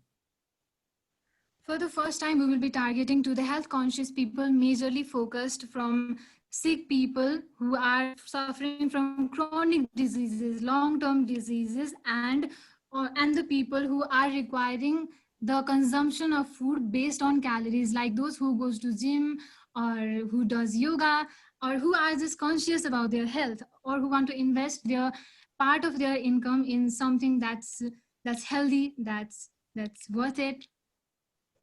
Okay. We need conscious consumer for our project. Okay. Okay. Thank you. Thank you, sir. Yeah, thank you for your presentation. Just a quick question.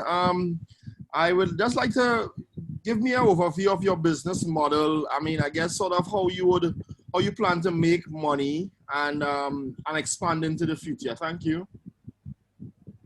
We will be starting from the production part. We will be contacting to the network of farmers as much as possible. We will try to reach out to the farmers who are nearby to the area, because this project is feasible for the urban population.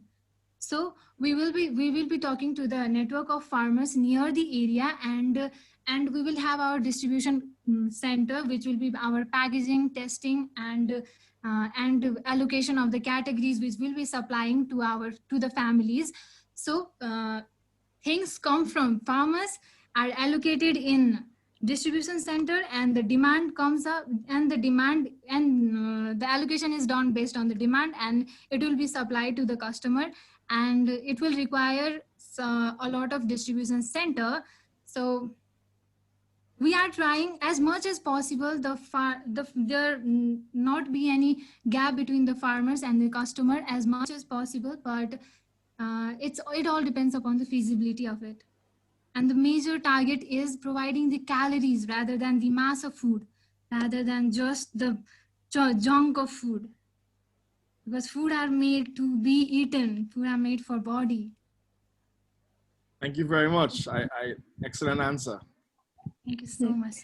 Thank you very much, Sharda, and the team Footprint. Now let's go on to the next team. It's Team Bean. Do we have Team Bean with us? Yes, we do. I'll just share my screen, okay? Okay.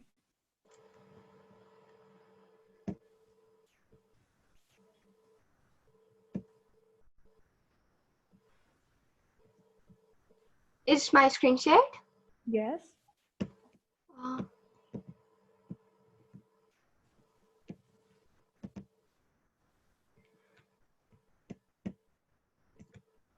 So, good evening, everyone.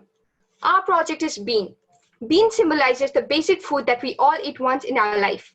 And here it symbolizes access to nutritious food to everyone in unbiased, affordable, and economic way, which is basic human right, but unfortunately not for people from every economic background in Nepal. There's so many farmers who have the crops and food produced but unable to sell despite having hundreds and even more promising organizations to connect them to consumers and sell their products. The problem is in the unavailability of such resources, as evidenced even today by the inclusion of so many similar projects vouching for connecting farmers and consumers without third media. The problem is contractors, mediators, third parties who act as price mafias and recklessly manipulate the market and price and betray people to eat injected food, waxed apples, injected fruits as organic foods. On the other hand, their capable human resources flying Gulf in search of job and those who have returned are jobless. The unemployment rate is increasing to 11.4%. In 2 years, it increased to 0.12%. Now, Bean acts as the circle to connect. Circle to connect the yin and yangs of our society, the farmers and unemployed, creating the harmony and economic sustainable supply of local organic food to people of every economic background. How we approach this? We just create the platform for these people through our Bean website, just like TED Talks platform, where food from farmers are collected, they're stored by the recently employed people in local areas and delivered also by them. We intend and plan on to provide to 80% of the consumer market of our society with economic, qualitative consumer and customer service, targeting to people from all economic background to be able to afford healthy, organic, nutritious food. Now, how is Bean different? Because Bean target the needs of the farmers and unemployed people and solve the real problem with food market.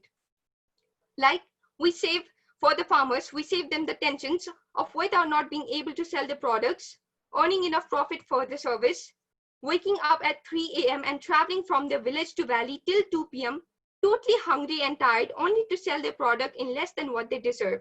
And for unemployed people, like young adults who in desperate need of money, indulge in drug addictions, frustrations, crime like robbery, acid attack, rape, we provide them dignified industrious employment. And for those who are willing to work but aren't educated enough to fit in Nepal's job market and are compelled to fly to Saudi, Dubai, Gulf nations, we provide them the employment. And hence, Bean is here to fill the pothole in our society. Thank you.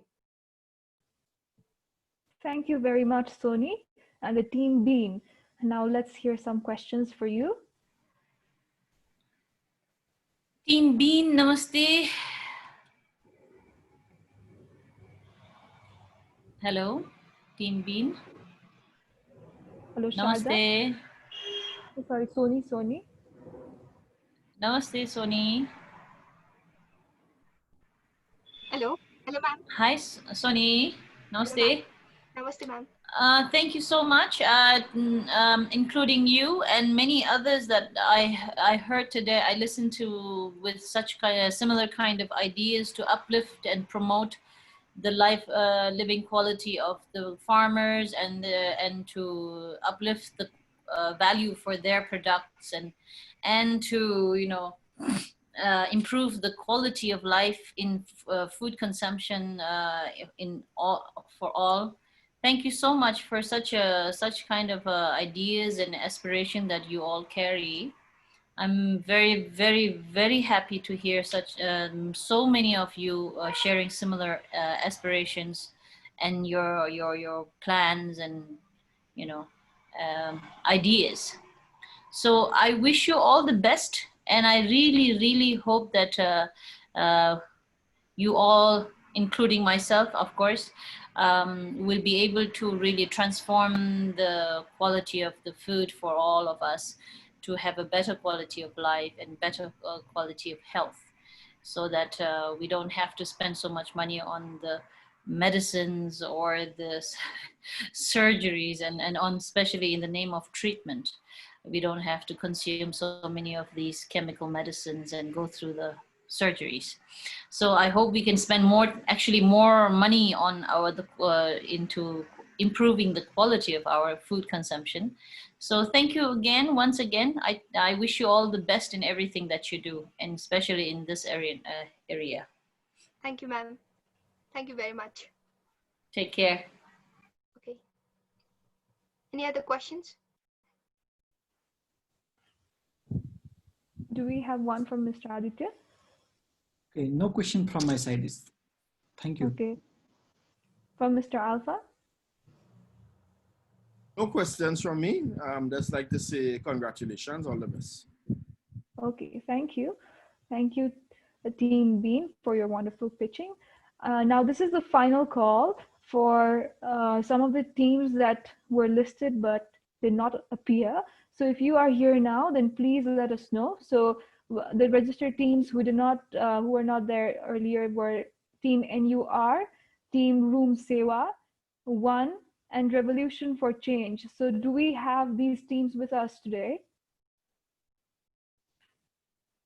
If we have any one of you here, please let us know in the Zoom group chat or raise your hand. Except these teams, if we have missed any other teams as well, please let us know in the Zoom group chat.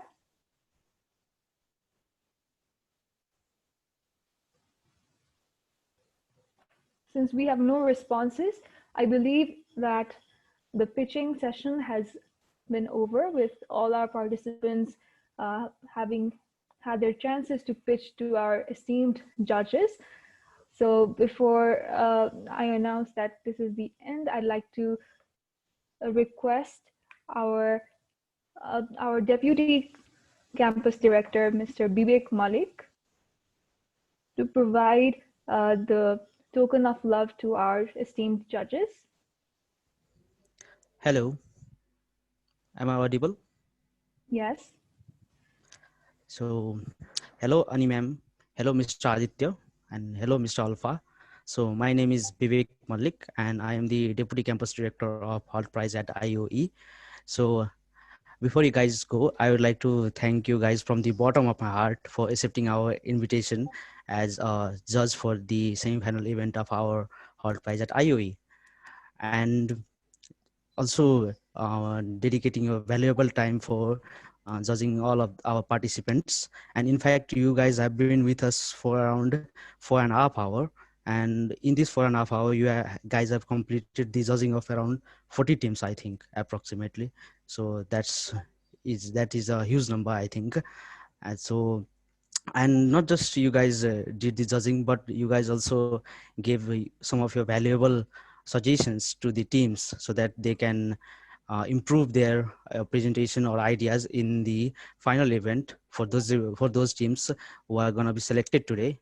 And those who are going to be knocked out today, they can also improve their ideas for further future events. So before you guys go, I would like to present a small memento of love to you. So Mr. Nikhil, are you there?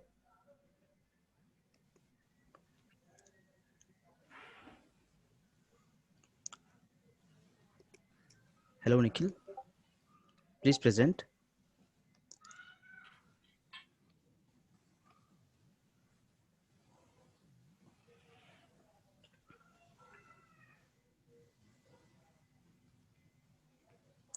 Hello.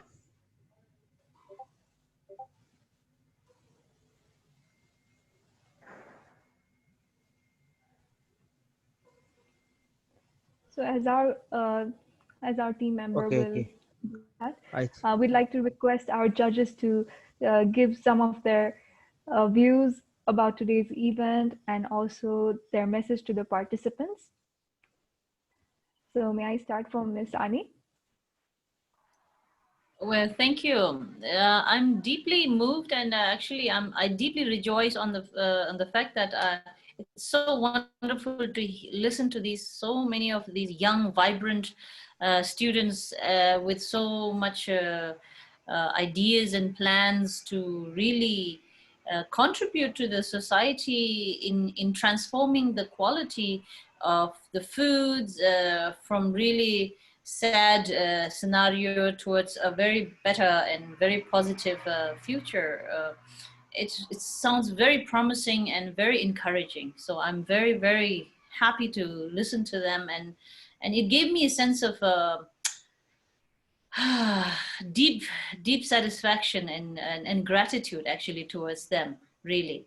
And I do have the confidence and my prayers, or you call it the blessings, to all of them to really fulfill all their wishes with a very successful result, and then soon in the future that every food production will be transformed into a natural way of production, so that we can contribute towards our quality of health, which contributes towards the better quality of life in, not just in our country but all over the world. So thank you very much. It was this wonderful experience for me, listening to these very young, vibrant, and visionary youth. And so once again, thank you, and I wish all of the students as well as the organizer all the best, and in your future endeavors. Thank you very much, Ms. Ani. It was a privilege to have you here with us as our esteemed judge for this semi-final event. We really appreciate the time and your effort and your valuable suggestions that you have given. So Thank if you. Nikhil is present, then I'd like to request Nikhil to present the token of love to Ms. Ani.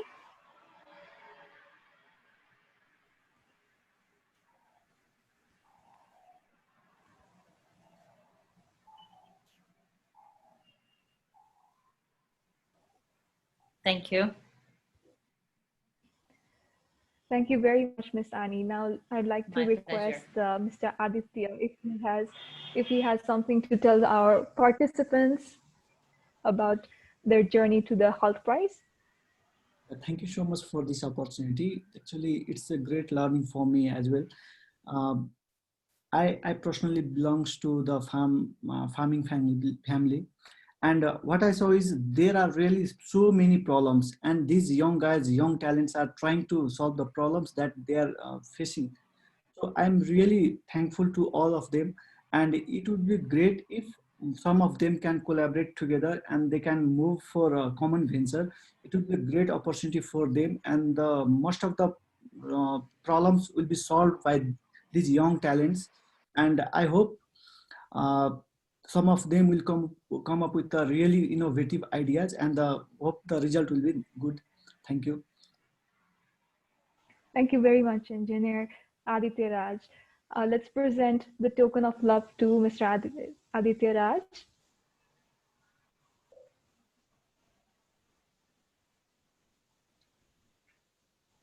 Oh, thank you so much. Thank you very much, sir. Now moving forward, we have Mr. Alpha Sanon. Mr. Alpha Sanon, do you have anything you want to say to us? Yes, definitely. It's a pleasure hearing all of your projects. I'm all the way here in Trinidad and Tobago, in the Caribbean. So it's like I started judging you all almost 5 a.m. this morning, and it's now it's the 10 a.m. But it made my morning quite refreshing. I was able to hear all these inspiring presentations. I was able to hear all these very purposeful and thoughtful presentations to start off my day. that will really allow our world to be a better place where food is concerned, because one of our major challenges in the future would be food insecurity. And you all are the young change agents to be able to secure our future where food is concerned and food sustainability is concerned, right? I mean, I heard a lot of projects. I heard a lot of great intentional, purposeful projects that would make the world a better place. And don't matter if you all win, if you all lose, if you all don't make it to the finals, I want you all to keep on keeping on. Keep on doing good. Keep on being the strong change agents that you all are, and still make a lot of effort to do your project and actually implement your project. We at YFAM will support all of you however we can via our global network. So any one of you willing to reach out to me in the future, please feel free to do so. And I will be very happy to coach or mentor any of you to take your projects into the future. Thank you very much and all the very best. Thank you very, very much, Mr. Alpha, for your presence, for your valuable words and everything. So I'd like to request Nikhil one more time to provide the token of love to Mr. Alpha Sanon.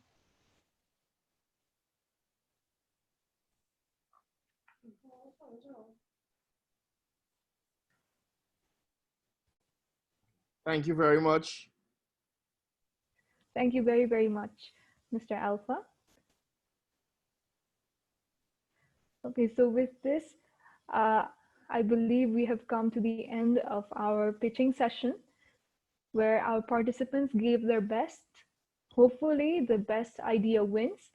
So we are very, very indebted to you, our dear judges, for your time, for your valuable suggestions, and for giving some kind of a belief to our young entrepreneurs and giving them a bit of a nudge to improve on certain areas to move forward and make their business dream come to a reality. Thank you very much for your presence, dear judges. Now, I'd like to inform you all that we will be taking a break for about 20 minutes. And after that, we will be calculating the scores and we will be announcing it after 20 minutes. So in the same Zoom meeting. So I'd like to request the participants to be back after 20 minutes, where we will announce the top 20 teams who have made it to the finals that will take place on December 5th. So I just want to say that to you guys. Thank you.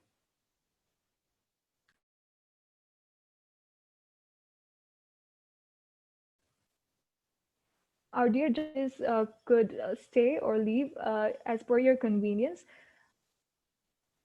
Thank you.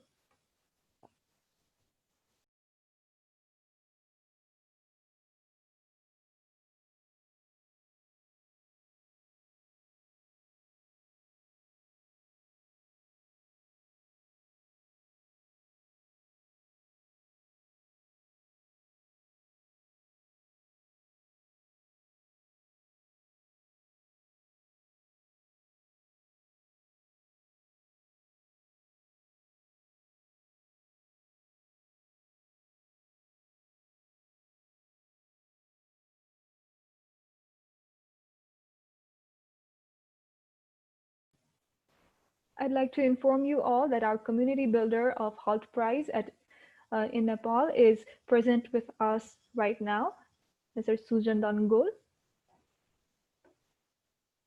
He will announce the winners at the end of the session.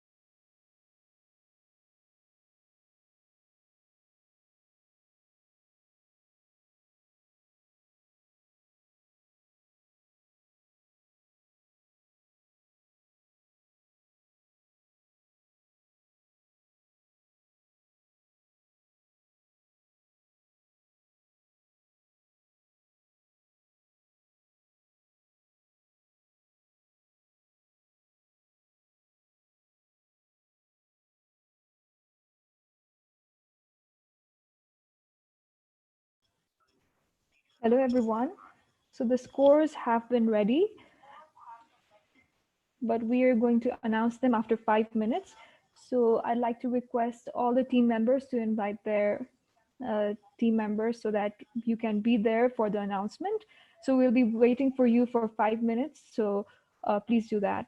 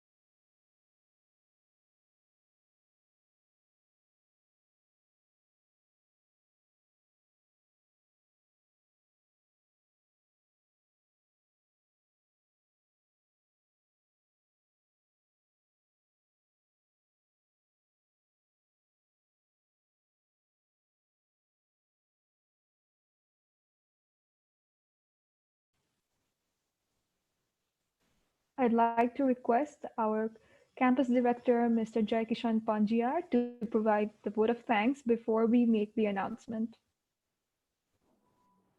Thank you, Tunisha.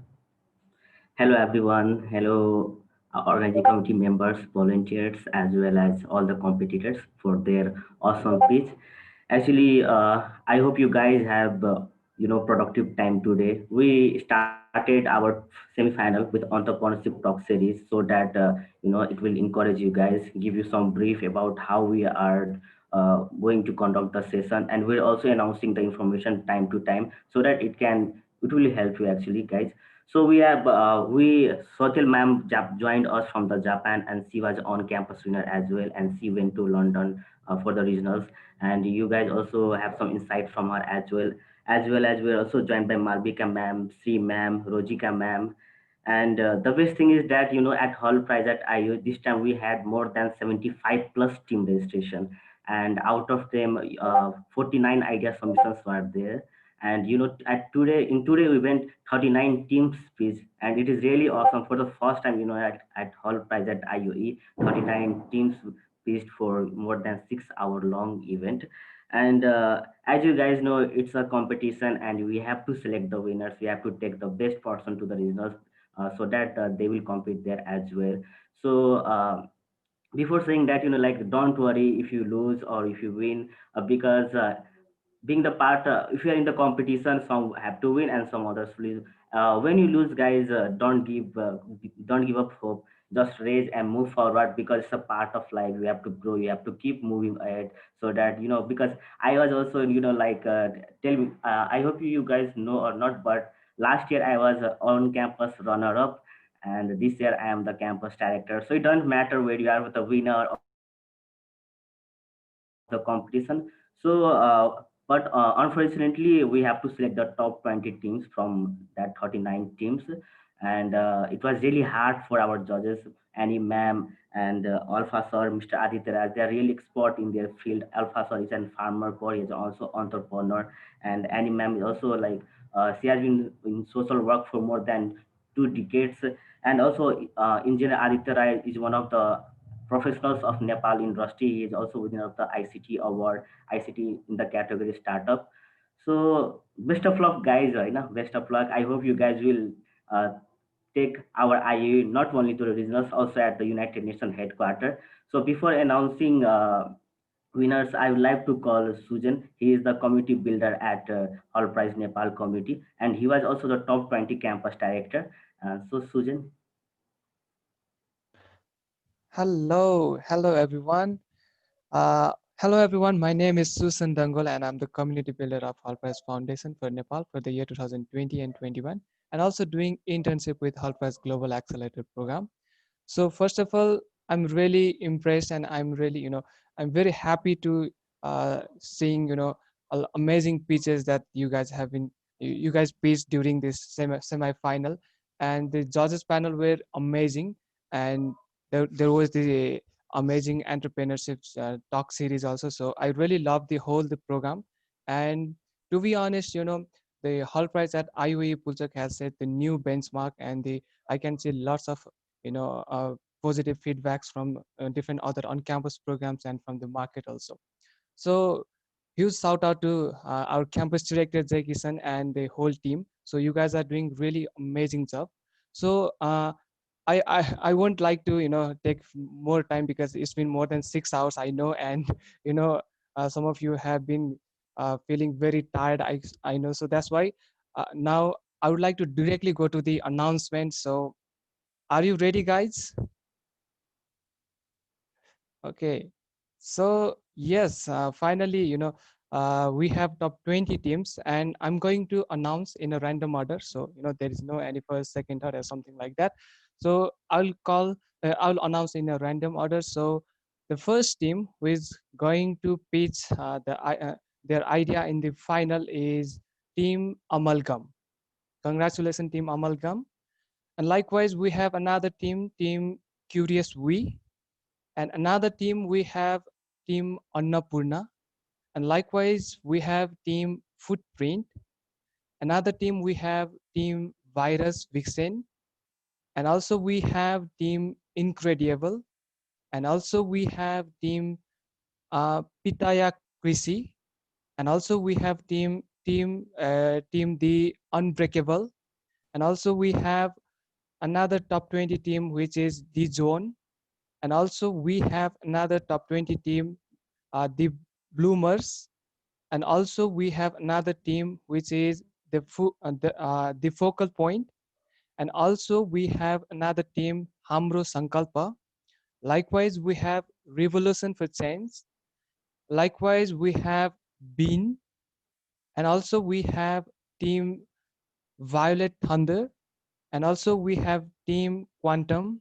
And also we have team Sarathi. And another team is team Parivartan. And the second last team is the Dream Team. And another one, which is the last team, and the last team is the Food Tech. So congratulations all the top 20 teams.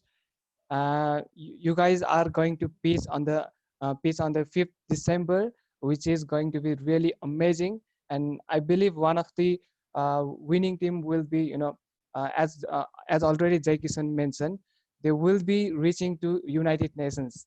And I believe this time, the level of the because the level of the whole program and the quality of the different sessions and all the workshops have been amazing. So I believe some of the teams will be qualified.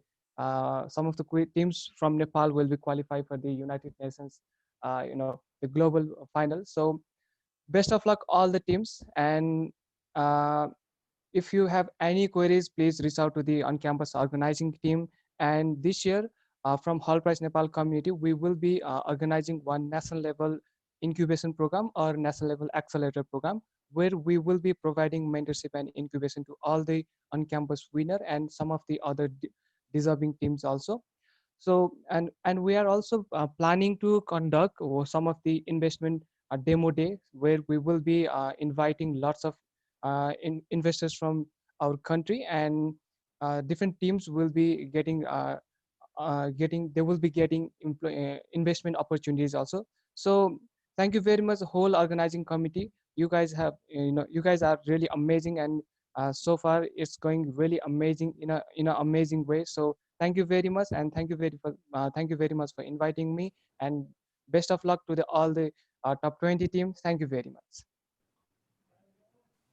Thank you, Sujan. Thank you so much actually for joining us and taking time out of your busy schedule. And we have one exciting, news for you guys. I already told you, don't worry, guys. Those who didn't make up to the final, we have also wild card announcement for you guys. We'll be announcing on the social media as well as sending you the emails. So we'll be selecting 10 teams from the wild card as well. And because huge number of registration, we have to select from there as well. So guys, it's wildcard time, and we'll send you the email tomorrow as well. As said earlier, we have lots of surprise packages and lots of works and training as well. And we are trying our best to send you to the United Nations headquarters. And thanks again, Sujan. And at last, I would like to thank my organizing committee members, like our moderator, Ms. Supriya Sister, Tunisha Gewali, and Biplab Karki, our graphics designer, Anjit Biswakarma, event manager, Devaka Bhattarai, Deputy Campus Director Mr. Vivek Malik, Technical Manager Nikhil Ariel, Marketing Manager Vishal Bashal, and everyone for making this event grand. Because you guys, I couldn't have imagined, like Hall Prize at IU. I am here because of you guys, and Hall Prize at IU is here because of you guys. And thanks again, and hope you'll make final more grand. Thank you guys.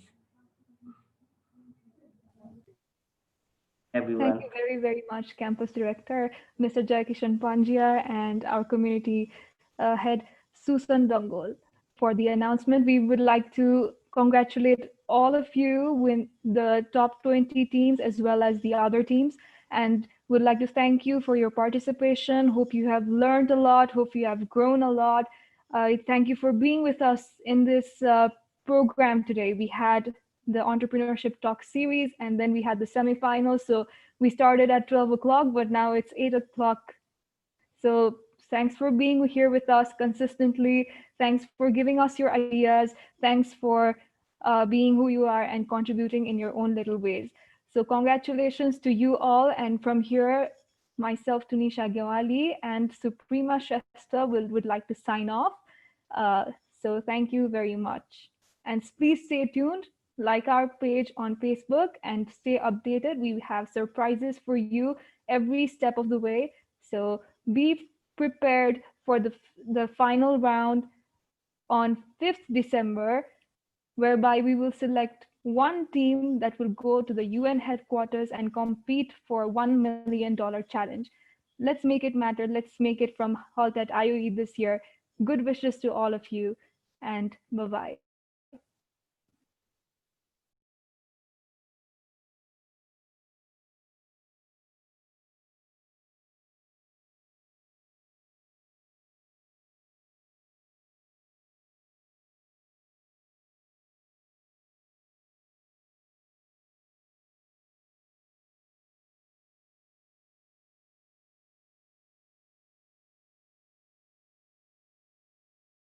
Bye, everyone.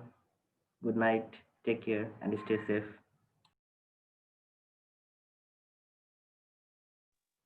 Bye bye, everyone.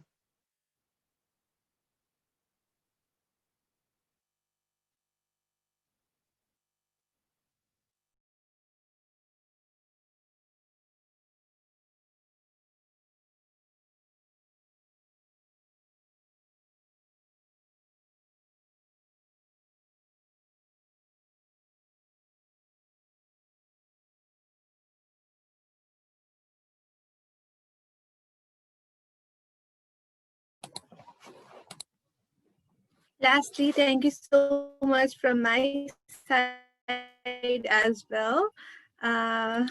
Thank you so much, everyone. It was wonderful day for me.